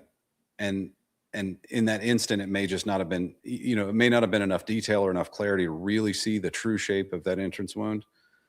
Because almost immediately, you know, again, not to be macabre, but almost immediately the blood loss was prolific, right? Like it was clearly a significant amount of cardiovascular damage was done. So, you know, there's just things we could have missed. And, you know, you mentioned 30 frames, 2,100 feet per second is roughly 1,500 miles an hour. That's Mach 2. So, you know, and those short of spaces that you're looking at, that's extremely fast. Yeah, no, it is. And trying to pretend that we can figure out definitively what's taking place with, you know, a fairly low speed camera shooting at 30 or even 60 frames per second isn't enough. Well, like, you know, the Ballistic high speed guys. Yeah. That channel. I love that channel, by the way. Yeah. But, one of the things you notice when you go look at that is when you really slow things down, there's a lot more going on. Yes. Than you would think about when you see it at a regular 30 frames per second or 60 frames per second on a normal video in real time. There is an incredible amount of activity taking place and different things happening. And when you think about how much of that occurs, we can't perceive that. You know what I mean? Like there's no way we'd ever be able to perceive that without the aid of technology. So we're just never going to get the true picture from looking at a slowed down version of a cell phone video or something like that. Well, speaking of which, and I haven't even looked it up. I'm kind of looking it up right now. Somebody has told me that the Mythbusters did an episode on the MLK shooting, and that would be interesting. I've always yes, Gary, it's in the chat. It's in the group chat, the private chat. Oh, okay, it's perfect. Freaking, I didn't know who that was. Scared me. Scared me too. I didn't know. I forgot she was here. Thank you, Jen. Let me see. For whatever reason, let me see if this is. I don't think that's going to work, Jen. It's coming from. Hold on. This is a quick video, so I'm going to go ahead and throw this up here. It is working correctly. I lied. Let me share this. Share this, and boom. All right.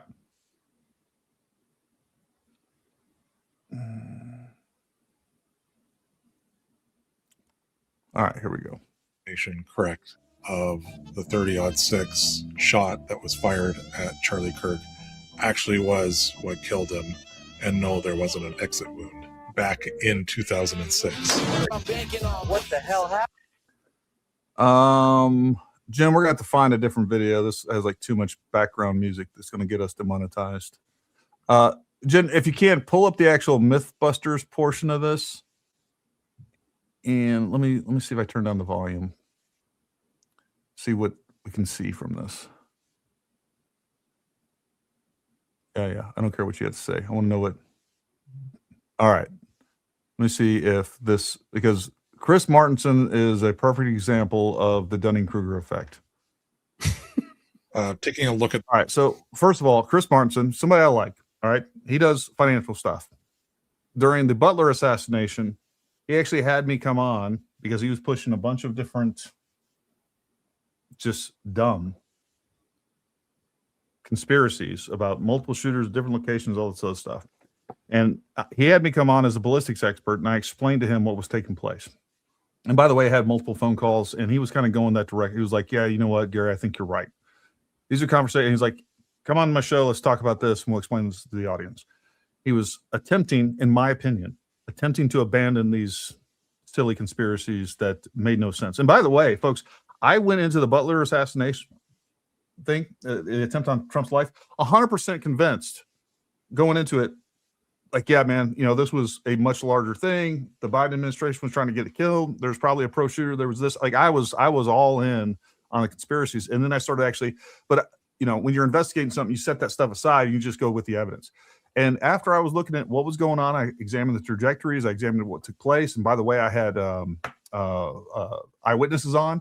Like, within a very short amount of time, I'm like, unfortunately, there's not a conspiracy here. All the shots came from crooks, and this is what happened. And people can like it or not like it, but this is what happened.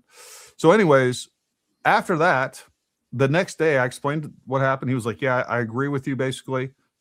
Like, his audience went nuts.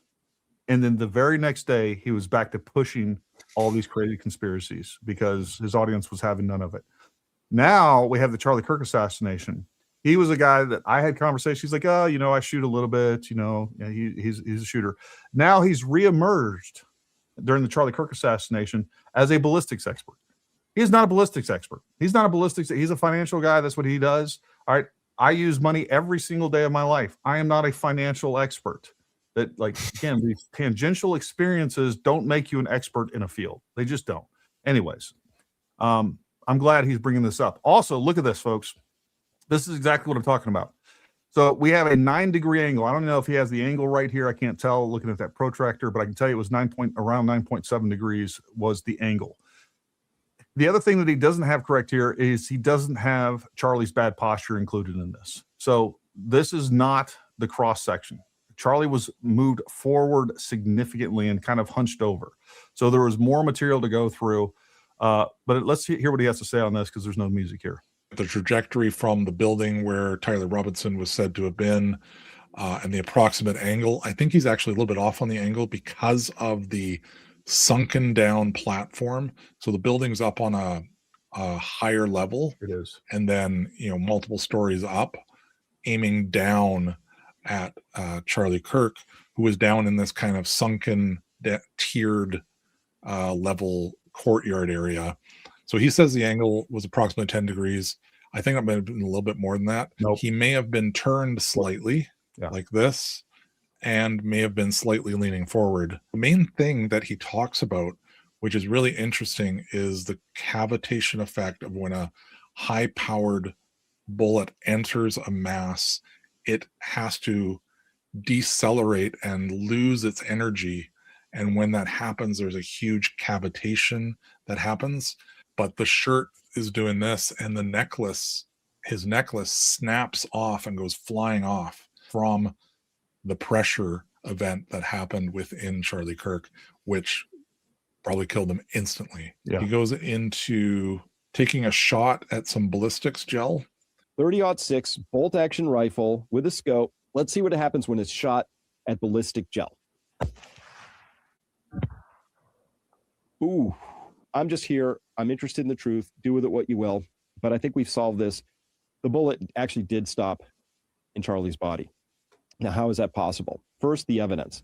This is immediately before the shot. This is that first frame he's talking about. So what you're about to see is an energetic event that is less violent than what would happen if even the lightest 30-06 round was used. Ultra high speed camera, and it looks like this. That's not necessarily. That's what happens when a bullet. Oh, you see that flash of the light from the recovery. So here's that high-speed cavitation event. So what I did here was in the frame right before Charlie's shot, I just drew a reference. This is the same line copy-pasted into exactly the same position because I made sure. So what you can see easily is Charlie's neck is now much outside of the line on the back, way outside of the line on the front. And understand, folks, again, this is a high-speed event that cannot be captured. Like the actual, the max, the maximum amount of deformation was likely not caught. Again, we're talking about 98% of the information being lost between frames. So we don't really know what it looked like. What actually happened if we were able to use the high-speed ballistics guys' cameras that had 1,000 or even 10,000, most of the stuff they shoot is 10,000 frames per second.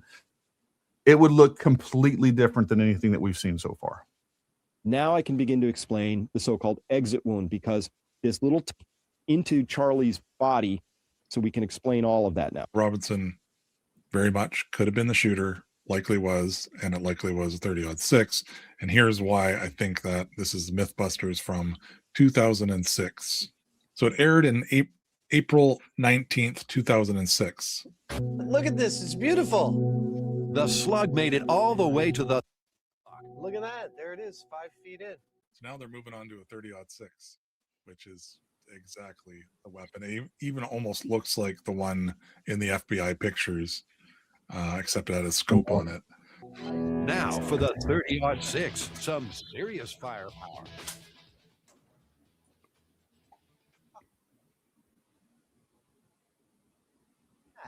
Dude, I think it got stopped in the first block. I don't think it moved outside the first block. But, I mean, shouldn't it go farther than the 9mm round?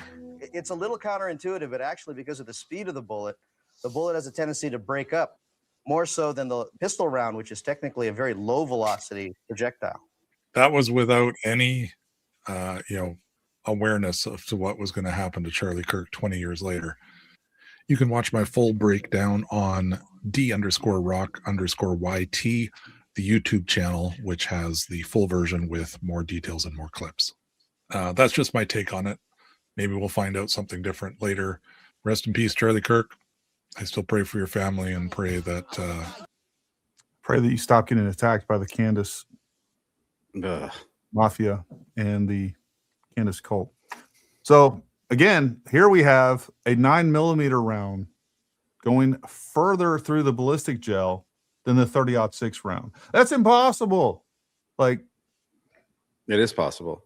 There's lots of reasons why. Listen, the only problem I had with that video is I've never heard of anybody confusing an M1 Garand with a Mauser. But, well, I have. You should see some of the, like, oh no, that rifle's in there. The freaking, I don't know. I've heard it all. So, but yeah, that's no, but it's absolutely true that and that's like those big dangerous game rounds, those ones that I was looking at, like, look at this thing, right? This is a 458 SOCOM. Yeah. It's big, fat, and slow, but those penetrate better than extremely fast, right? Extremely fast is for distance, not terminal ballistics necessarily, right? Like, it does help with terminal ballistics depending on the construction, but the object of having a projectile go really fast is to maximize your range, typically, right? Yeah. You can make up for all kinds of speed with mass, and anyway, that's, and then when you make them out of those cup and core bullets, they will just rip apart when they hit something going that fast. Exactly. Yep. Robin Page says YouTube keeps unsubscribing me from various channels. Yeah, they do that. Revival is still happening. Look up Mario Murillo. I will. Gun tuber shooting ballistic dummies is just dumb. Agreed. And it's even dumber shooting some meat that you bought at the store to prove that. Exactly. What a waste. What a waste of time and ammo. Yeah, there's some people that still believe Koberger and Luigi are innocent. Some people will never change their minds. Jen, what I'd kind of like to prioritize, if you're still around there, I know you're not feeling well, and I appreciate you showing up and toughing through this. Heart shot missed, high, unstable from fouling. Could be foul. Like again, we don't know. Like they may have never did a copper cleaning. This is one of the things that I've seen in our long range schools, where guys get up there, their gun's shooting well 1 minute, and it's not shooting well the next. And I'm like, hey, you know, when's the last time you cleaned it? When have you decoppered this thing? They're like, I've never decoppered it. And you start looking down that barrel, man, that thing is, the lands are just, the grooves are just filled with copper. Like it's barely biting onto the lands. Like these are all, and we could sit up here and we could literally come up with 100 other variables on top of this. But Jen, if you will, I'd like to prioritize any comments that are challenging us. Okay. Because those are the ones I would like to Debunk. Yeah, well, I just address and give them a chance to have their question answered.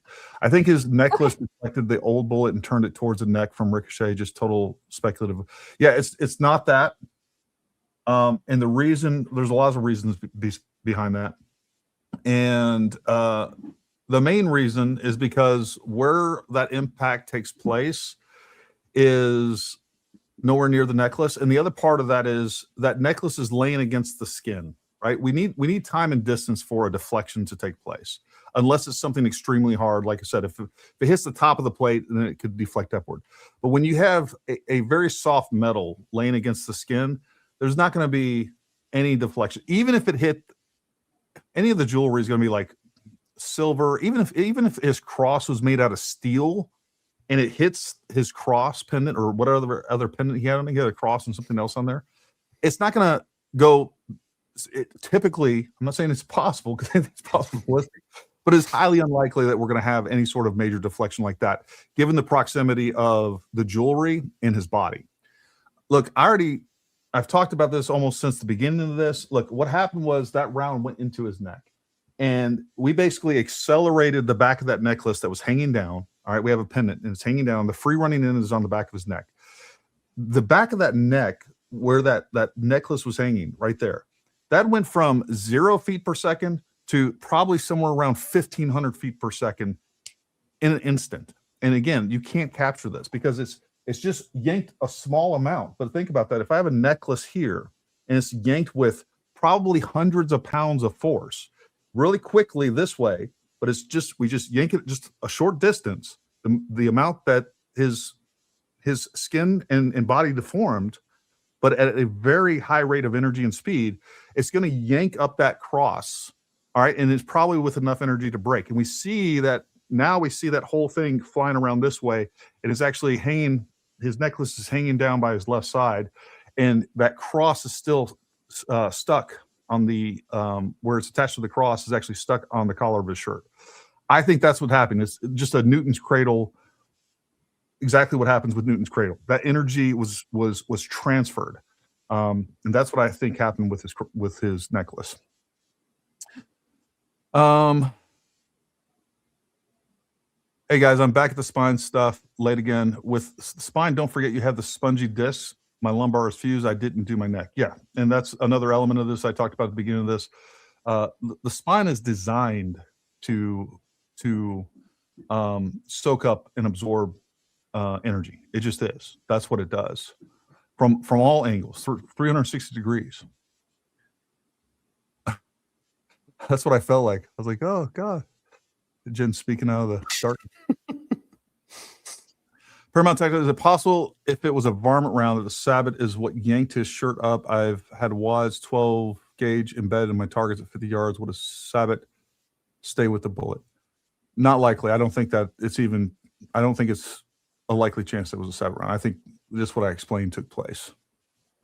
I'm open. Like, does that matter to me? Could I be wrong on that? Yeah, but I think that makes the most sense. Here we go again. A gun that can kill an elephant, but Charlie's neck stopped it. Well, nobody shoots elephants with 30-06. I don't know where people got this idea. That's not an elephant gun. It's not an elephant gun. It never was an elephant gun. To even say something like that, Jesse, I'm sorry, you don't know the first thing about guns.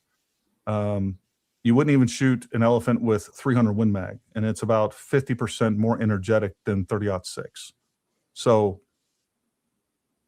I'm sorry, they shoot elephants with like 700 nitro expresses, and if Yeah. I had one of those rounds to show you next to a 30-06, it would be pretty telling the difference.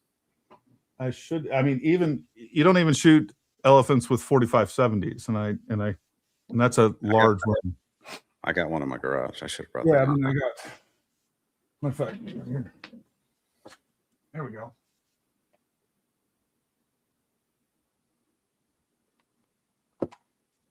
Look, that's a 45-70. All right, that's about, I don't know. It's significantly larger and than a 30-06. So, and I do have a 30-06 right here. A 30-06, like, I should have some 308 around here as well. I don't have any 300 Win Mag. I might have some 300 PRC over there loaded. I'm not 100% sure about that either. I can run and get some 308 and 300 Win Mag if you want. It doesn't matter. People know they can look it up. Do you have a 30-06 round as well? I don't have a 30-06 because I don't shoot one, but you had one job. One job. Well, you don't. Do you have one? What are you talking about? So there's a 30-06, folks. I mean, looking at this in comparison to case volume, it's shorter, slightly shorter, but the case volume and that the caliber 45 versus 30 cal, I mean, it's significant. But yeah, so anyways, like, that's not an elephant gun. Whoever told you it's an elephant gun, the moron. You're spewing moronic talking points. Yeah, I don't know what to tell you. It's actually illegal to hunt large, dangerous game in a lot of African countries with something as small as I can find a picture of that, because it is important to talk about this. 30-06 compared to, do like a 458 lot. I'm just gonna put elephant round. I want to see if they have something in comparison to that. While true elephant rounds 458 Winchester Magnum or 416 Rigby. Compared to, let's do 416 will be the smallest diameter out of those. 416 Rigby. See if we can find a picture of that. I don't even know if I've ever heard of 416 Rigby. Let me see what this is.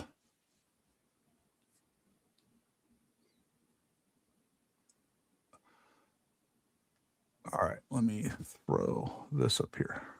This is not a bad one. Show you the difference in these.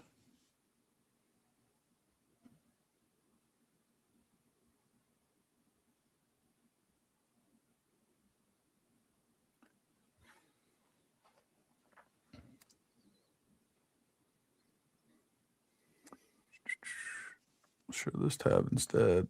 Go to you.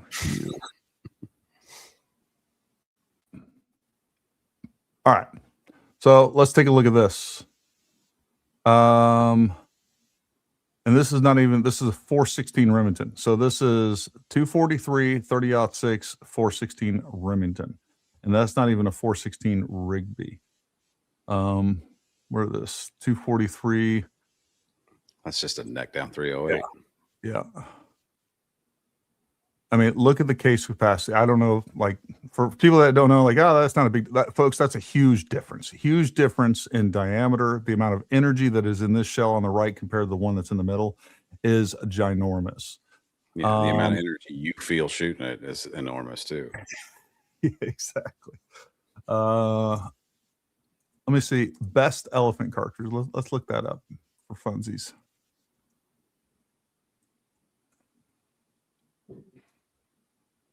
.375 H&H, 416. It's recommended calibers. Let's do 470 nitro. Let's look that up. 470 nitro. 470 nitro. Images. You know where the term Nitro Express comes from? No, from nitroglycerin. No, the Nitro Express was it was a name for a British freight train, like a line of freight trains. Gotcha. because you're literally hurling a freight train at something. It's essentially the Well, it shows. I was hoping that we could actually see that in comparison to a smaller caliber round, that kind of a known. But it's a big freaking cartridge. they're big boys. Go back up and look at that bullet. Like if you scroll up a little bit, they had some brass solids down there somewhere, maybe down a little bit. Which There you ones? go, right in the Yeah. middle. There you go. That's what penetrating bullets look like. A bunch of sectional density, a ton of mass behind a flat nose. That's what penetrating through like a foot of bone. That's what the bullets look like. They don't look like little pointy rifle rounds. Yeah. For maximum penetration and maximum mass and energy Retention. retention. Yep. Yep. So there's that. Do you find any more, Jen? Any other questions, comments, or gripes or complaints regarding that? No, I've found a couple that were calling you names, but I mean, clearly that's not going to be aired. Just Gary, or did I get left out? I want to be. You got left out. You know, you're going to gotta have to try try harder. harder, Nate. I gotta try harder. Come on over to my side of X. You'll get plenty. I will reference your name to a psycho chick on X, and I will put her full wrath upon. I'm sure the stalker is watching right now, or she's not a very good stalker. I mean, she's got to up her game if she's not watching and getting some ammo on you, you know? Yeah. And, here's the thing. We know that I'm sure there's lots of folks that disagree with that are still going to be after this, that saw this video, saw that we were going to be talking about this, and still didn't show up because they don't want to know. Like, it is willful ignorance at this point. There's no doubt about it. It's willful ignorance. I also think it's part of it becomes part of a community, right? That is your community identity. Agreed. And I love this comment. When Charlie first got killed, you said even if it hit bone, there would be an exit. You made a video with pork bone to back your case. What changed your mind? First of all, I've never made a video with pork bone ever. So you got me confused with somebody else right off the bat. What I said at the very beginning of this is that it's unlikely, which is why I thought there was some sort of deflection. And there again, I did more research. I found exactly what we saw and then I was like, look, I knew enough about ballistics that weird things can happen. Weird things do happen every single time. You can never reproduce in the same way that you could never fully reproduce and get the exact same results every single time from a car wreck. Could you ever reproduce something that's going to happen during a ballistic event? There's going to be so many variations between those every single time. So research and not only I thought that with 30-06, it would be much more rare that we would have this type of incident and it not be an exit wound. That's basically where my stance was from the very beginning of this. I know that it's much more common than what I originally thought. That's where I am. And because I did the research. And folks, I'm telling you right now, go download. It's free. You can learn all about terminal ballistics. This is the most comprehensive book that I've seen so far. And let me throw this up here just so that you guys can see this. See exactly what I'm talking about here.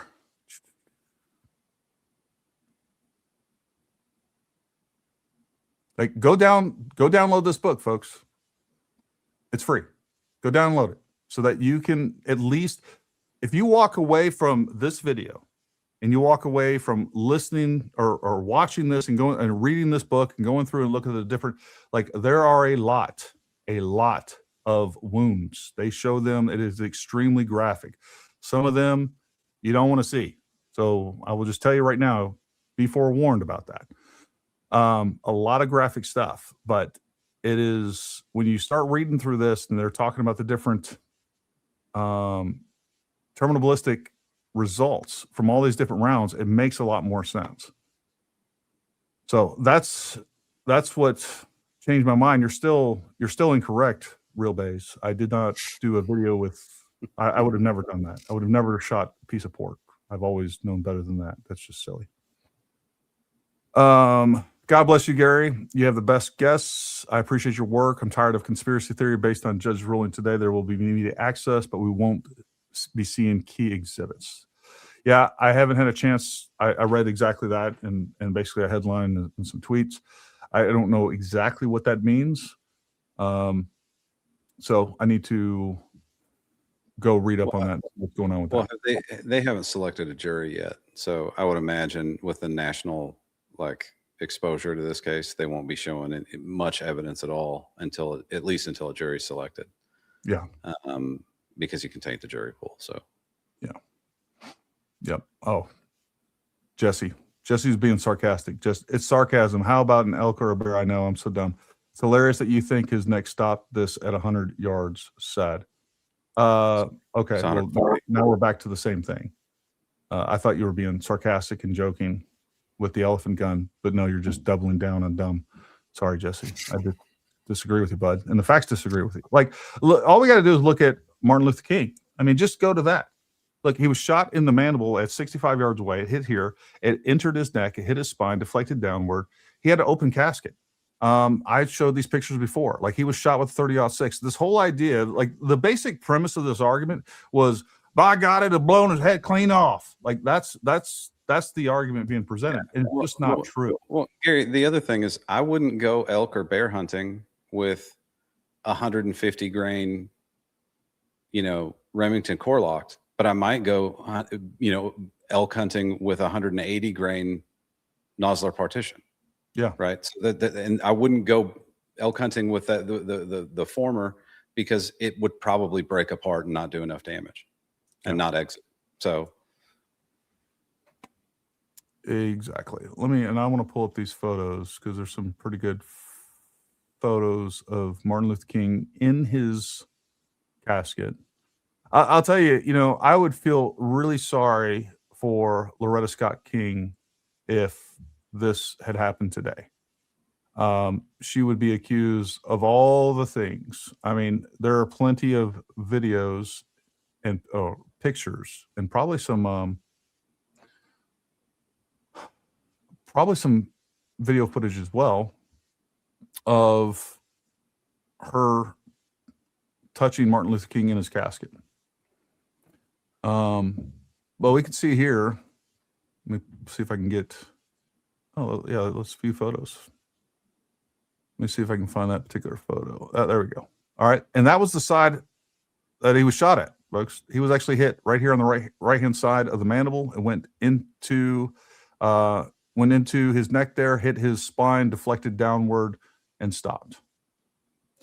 So really, the big thing here is if you go back to that video that Jen just shared, and especially that clip where it shows the difference between 9mm and 30-06, and the 30-06 didn't go nearly as far as the 9mm. I mean, that kind of sums up the argument, because that's not what people would say. That is not what's going on with there. V. Scott says the preliminary hearing was ruled open to the public today. There's also a list of preliminary evidence that will be shown at the hearing. It's pretty extensive, but they probably won't show it on camera. We lost Nate. I think he had a sneeze or something. We don't judge you, Nate. It's fine. It's fine. Let me go to some of the live questions. Where do we download it from? I would search. I don't have a good answer for you. I looked this up. Gunshot wounds, second edition, Vincent J. DiMaio. And I'll put this back up so everybody can see it. And if I found it via search, I'm sure you can too. But there you go. Vincent J.M. DiMaio. You can check that out.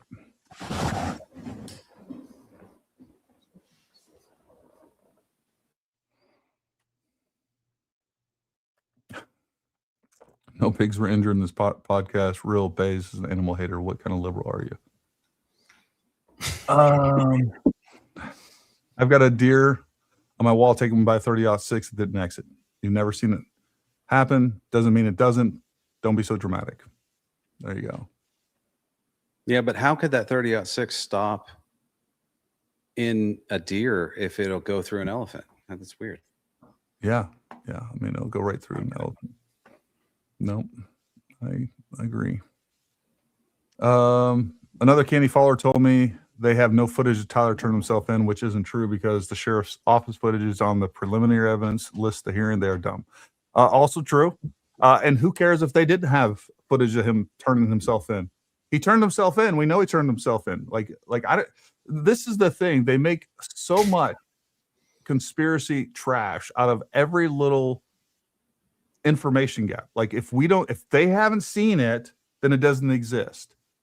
Like you have more information about this case than any other case that has ever been presented. I mean, like go through the charging documents, go through the search warrant, like every second of basically what Tyler was doing is pretty much accounted for between those two documents.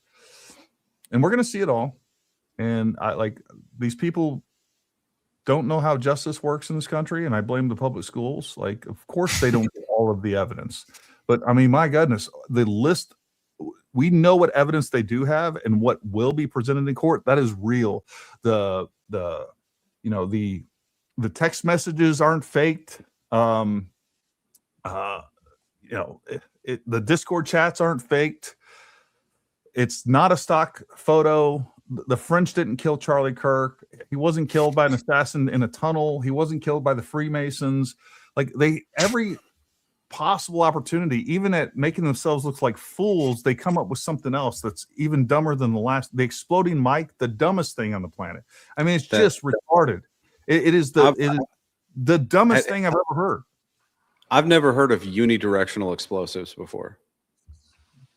Well, that only blow up in one direction. Yeah, and they want to come up with this theoretical shape charge, but folks, you still can't get around basic Newtonian physics. Like you still are going to have equal and opposite reaction. So if it's shooting something this way, it's not going to hang on to a weak little magnet and stay on a shirt, not burn his shirt, not damage his shirt, barely even move. Like you're retarded.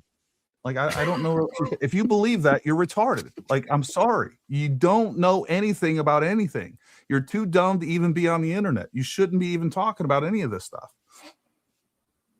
Gary, I just put a listing of all of the evidence that is supposed to be presented in the preliminary hearing Where did you put that? in the chat. It's starred. Okay. Got it.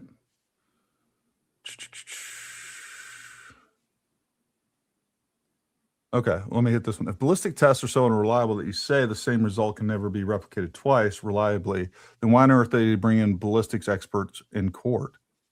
Well, the ballistics experts aren't necessarily, it depends on what they're talking about. They're not necessarily going by ballistic tests. Ballistic tests. I thought it said ballistic gel. I read it too quick. Because they would do exactly what somebody like me or Nate would say. It's like, hey, this is what could or could not happen. So in this instance, if they brought any ballistic professional and they said, hey, is it possible that a 30-06 hit Charlie Kirk? Yes. Is it likely that a 30-06 was used? Yes. Because we don't have any other explanation, Jesse. Like there was 3,000 people there and almost as many cameras pointing in multiple directions. We have no other shooter. We have no other gun. We have nothing else. We have an entire case that is like so rock solid. Like Tyler Robinson shot Charlie Kirk. He's not a patsy. He was on the roof. His DNA evidence is up there. We have fingerprints up there. We have, what more do you? We're going to see him very clearly on surveillance footage going to and from. They have his cell phone location data. Like that's what happened. I don't know. Jesse's really trying to get you on this one. I mean, I don't know what he's trying to get. I mean, yeah, all we're saying, and basically the gist of our hour and 45-minute conversation is, yeah, a 30-06 could do what we saw. Absolutely. That's pretty much what we're saying. And he's like, no, it's impossible. He's still on the impossible train. Yeah. That's fine. Yeah. I mean, Jesse, you can believe whatever you want, buddy. I mean, Nate and I can't change your mind for you. Ginger Puff, 55, Paramount Tactical. I wish we could bring you to the land of the sane, but we can't. The CIA put a fake head on MLK. Think about it. Yes. No, I'm not going to think about it. I know. Don't bug me. He's joking around. I know. Yeah. There we go. Expect to come out that hearing includes forensic analysis, surveillance video, witness statements, recordings, autopsy findings, alleged messages from Robinson admitting to the crime. Like, how many times on how many different media formats do you need someone to admit to the crime before you're like, yeah, he did it? But the wild thing is like, there's so many people who are like, nope, Tyler Robinson didn't do it. We have all this evidence. Yeah, all that evidence is fake. Nothing's real. But then they'll turn around and be like, he didn't do it. Erica Kirk did it. Well, what evidence do you have of that? She wore sparkly pants. That's why I know she did it. She wore sparkly pants. She shouldn't have. Or it's the Jews. The Jews. Because Israel's like, listen, we had a plan, and the only thing standing between us and that plan was Charlie Kirk talking to college students. That's and like, what we're going to take out Charlie Kirk, which there's no real indication that like a whole lot was going to change. He definitely wasn't going to become some sort of anti-Semite. I don't care what you try to DJ into this conversation. I mean, why wouldn't they take out Candace Owens or Tucker Carlson or Nick Fuentes or whoever else are these much more prolific and hateful toward Jews? Like, because it's a theory that doesn't make sense. Yeah, that's why it just doesn't make any sense.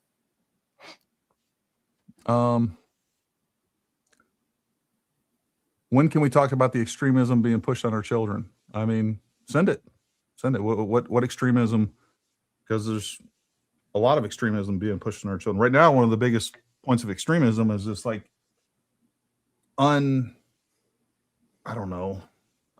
unsubstantiated, like this hate toward Jews in Israel that just doesn't make sense to me. The facts don't back it up. So there's that. And then we can talk about.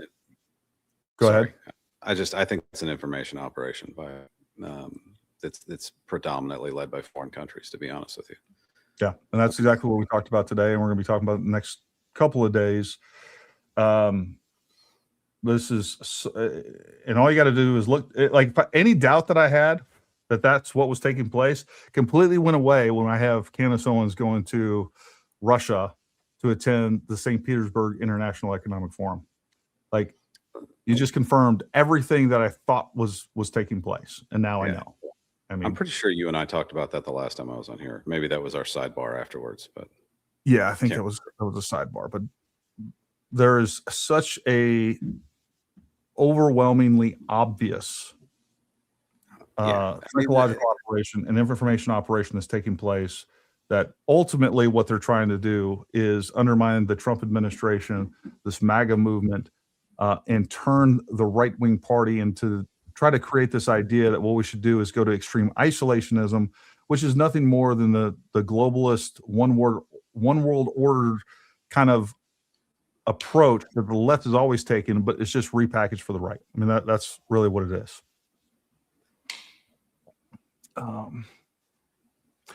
Well, Nate, what else you got? Anything else that you can think of that we didn't cover on this?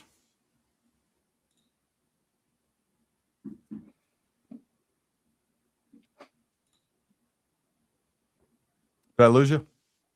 Nate? Can you hear me? Nate, I lost you.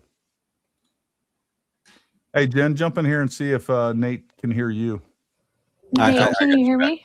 I messed around with my headphones, and they have rules. Apparently, I broke one of them, so not allowed to do that. What I was saying was, anything else you can think of that we haven't covered so far? Man, I really can't. I think the whole point of this was just to show that, it is possible for a 30-06 to do what we saw. And I can't imagine what else we could talk about or do to demonstrate that it could, especially with the lack of information and the variables that we have. I'm not excited to look forward to it. I'm not looking forward to a trial in the sense that, wish we didn't have to have one, but I am looking forward to the trial to see what evidence comes out. So you can, kind of put some of this to bed. I think it'll be pretty straightforward and obvious once that happens.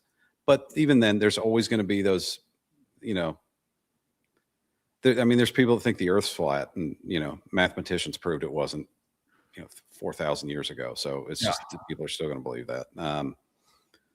So no matter what, there's always going to be a few that don't. But I think hopefully if nothing else, if we don't convince people, at least if some people want a reference for why bullets, maybe they're just choosing the right hunting bullet. Maybe we just gave some people a little bit more information. But ultimately, look, I think people are the overemphasis on being conspiratorial when it comes to Charlie Kirk. It's really conceivable that a guy was just a nutcase and wanted to make a name for himself. So he went after a big name. And I think that's what happened. I think it was just a sick, twisted individual. And he took his, dad's rifle and did a horrible thing with it. And it doesn't have to be deeper than that, especially if it isn't. I mean, that's just what it is. So yeah, that's what I believe anyway. Yeah, no, and unless you present me some I'm willing to change my thoughts on all of this tomorrow. You can suddenly show me a video or some sort of evidence there was somebody else there that is more compelling than the evidence that we currently have. I mean, I'm going to go where the evidence is every single time. But just making this stuff up out of thin air because you don't want to accept one narrative. And it's like, all I hear is, well, what about JFK? Well, what about, the government lies? Well, what about COVID? Okay, yeah, the government lies sometimes. And I'm actually less convinced about the whole conspiracy of JFK after going through all this. Like, that was probably, I don't know. The fact is, we don't know. The fact is that we haven't been getting enough evidence really when it comes to, from what I've seen, one way or the other when it comes to JFK, but I don't even want to muddy the water with that. The point is we can't go to this binary thinking, well, the government lies sometimes. Well, guess what? The government doesn't always lie, right? And sometimes especially when you're dealing with the Utah SBI is running this investigation, and you have like 10 different agencies involved, and you have local, state, federal police involved. Like, it starts becoming kind of hard. And you know what? The other thing that really convinced me that, it's just one more thing that convinced me. It's like, if this was a government conspiracy and all of the evidence is faked, when they did the ballistics test, why didn't they just tell you, yep, it was a perfect match. Yep, we recovered enough of it. It was a perfect match. But no, that was the one piece of the Fed slop that the conspiracy people wanted to jump onto. Like, look, proof. They gave us proof. It doesn't match, so therefore it excludes that rifle, even though that's not what it said. You had to lie again. Inconclusive is not the same thing. It doesn't match. Yeah, you had a narrative frame some more, and you had to just cope harder and be like, look, that's proof that it wasn't the rifle. That's not what they said. That's not what any reasonable, normal, sane person would read into that report. But here you are, retard. You're saying that this is proof that it isn't. And you're using the Fed slop that you said you can't trust, the one piece in there that you want to use, and like, this is Yeah, the government's always telling the truth when it's convenient and always lying when it's inconvenient, 100% of the time. The other thing, too, if you want to talk about the JFK assassination is, why wouldn't the shooter have died resisting? Or why would the shooter not have died resisting if this was a cover-up? Well, that's a funny thing, because I remember when this first happened, I remember everybody's like, nope, this Tyler Robinson kid, he's not going to make it a week. And then a week goes by. He's not going to make it a month. Month goes by. He's not going to make it to the first hearing.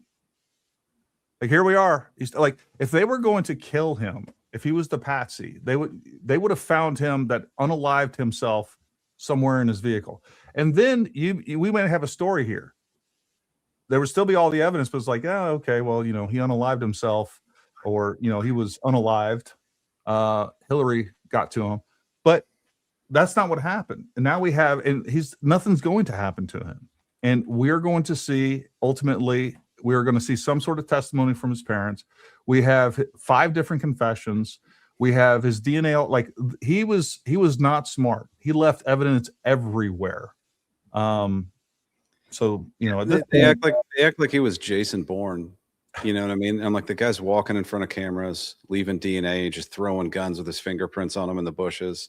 Yeah. And they go, well, who would do that? And I'm like, well, an amateur that doesn't know what he's doing, which is what this guy is, right? Like, it's not that.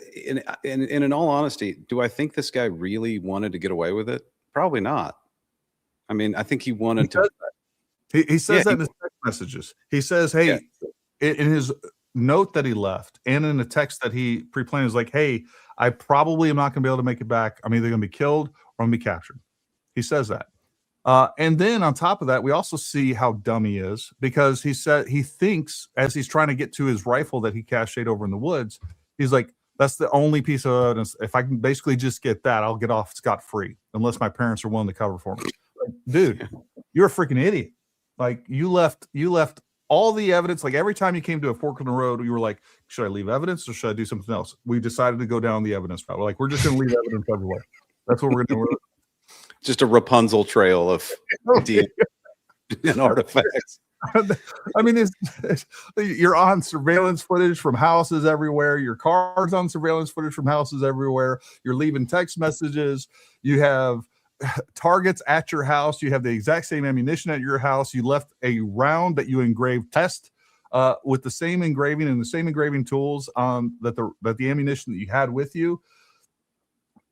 It doesn't get more clear cut. Like, evidence is everywhere, folks. Yeah. I don't know. Yeah. Anyway, I don't know what else we can say about it, to be honest with you. I mean, unless somebody brings something up I didn't think of, but I don't think there's much until we start seeing the remainder of the evidence, and then we can kind of, address that. But I think it's going to be pretty straightforward and point to one direction, and it's that all roads are going to lead to dumbass. Yeah. And I think that's what the trial is going to point out. And I mean, hell, who else, like the main person who's saying he's guilty? Him. Yeah. He's like, yeah. Like, no, trust me, I did it. Yeah. But anyway, well, that's why they got to come up with some sort of crazy narrative to throw out the Discord chat. Even though he gets on Discord, he leaves a message at 7:57 Mountain Time and says, hey guys, sorry to tell you, I'm the one that did it. Sorry to cause you all the problems you did. And then so people like Baron Coleman or some of these other clowns have to go on there and like, no, actually he was in custody at 6:25 p.m. on the 11th. And there's no way that those Discord chats were actually sent by him. Those were, I guess they're going to sit there and say, a sheriff's deputy grabbed his phone and created this confession and sent it.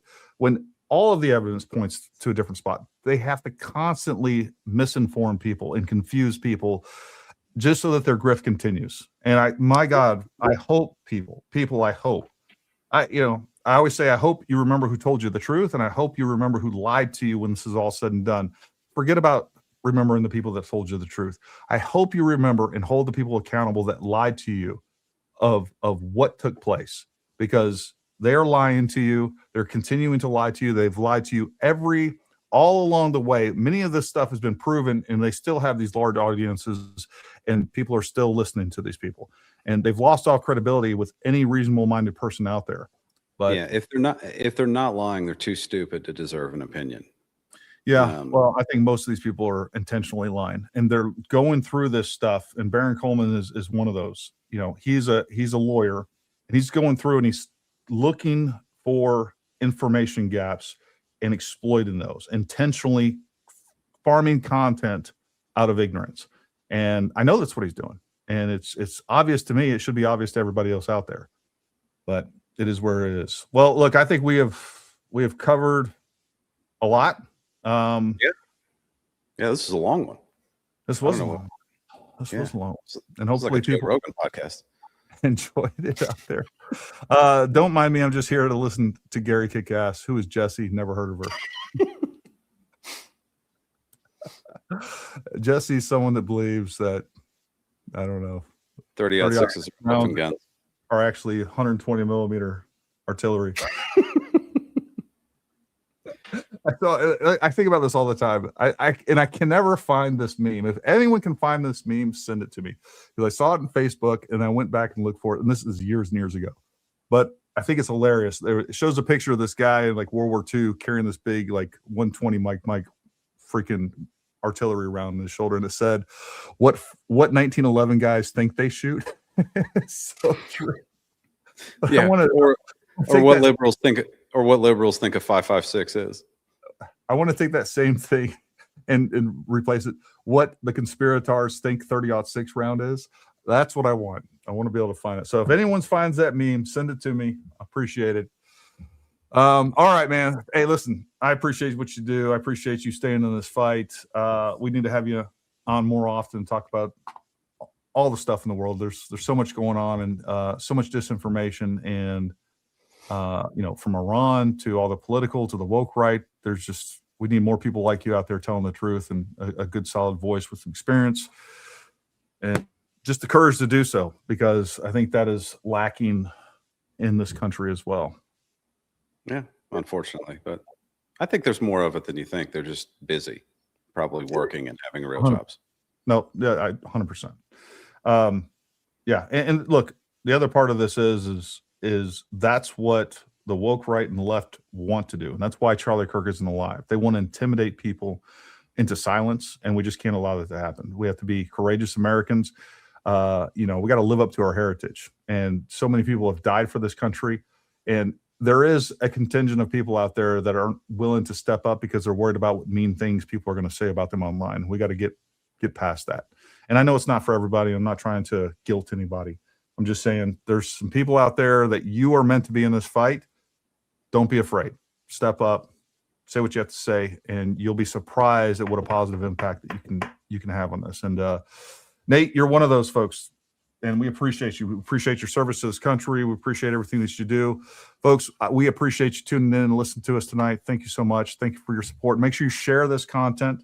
That's the most important thing that you can do. Share this content, get the word out. You guys, especially on all this Charlie Kirk stuff, you guys can clip up my content and share it. I'm never going to come back because you're like, why didn't you tag me or whatever? If you want to tag us, great. We appreciate that. But feel free to share our content as much as you want.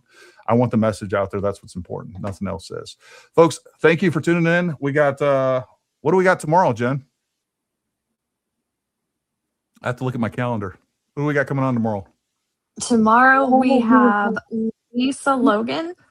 Oh, awesome. Yeah. And then Wednesday we have the older millennial. And then Thursday we have Nick Matau. Awesome. So tomorrow we got Lisa Logan at 7 p.m. Eastern time, right?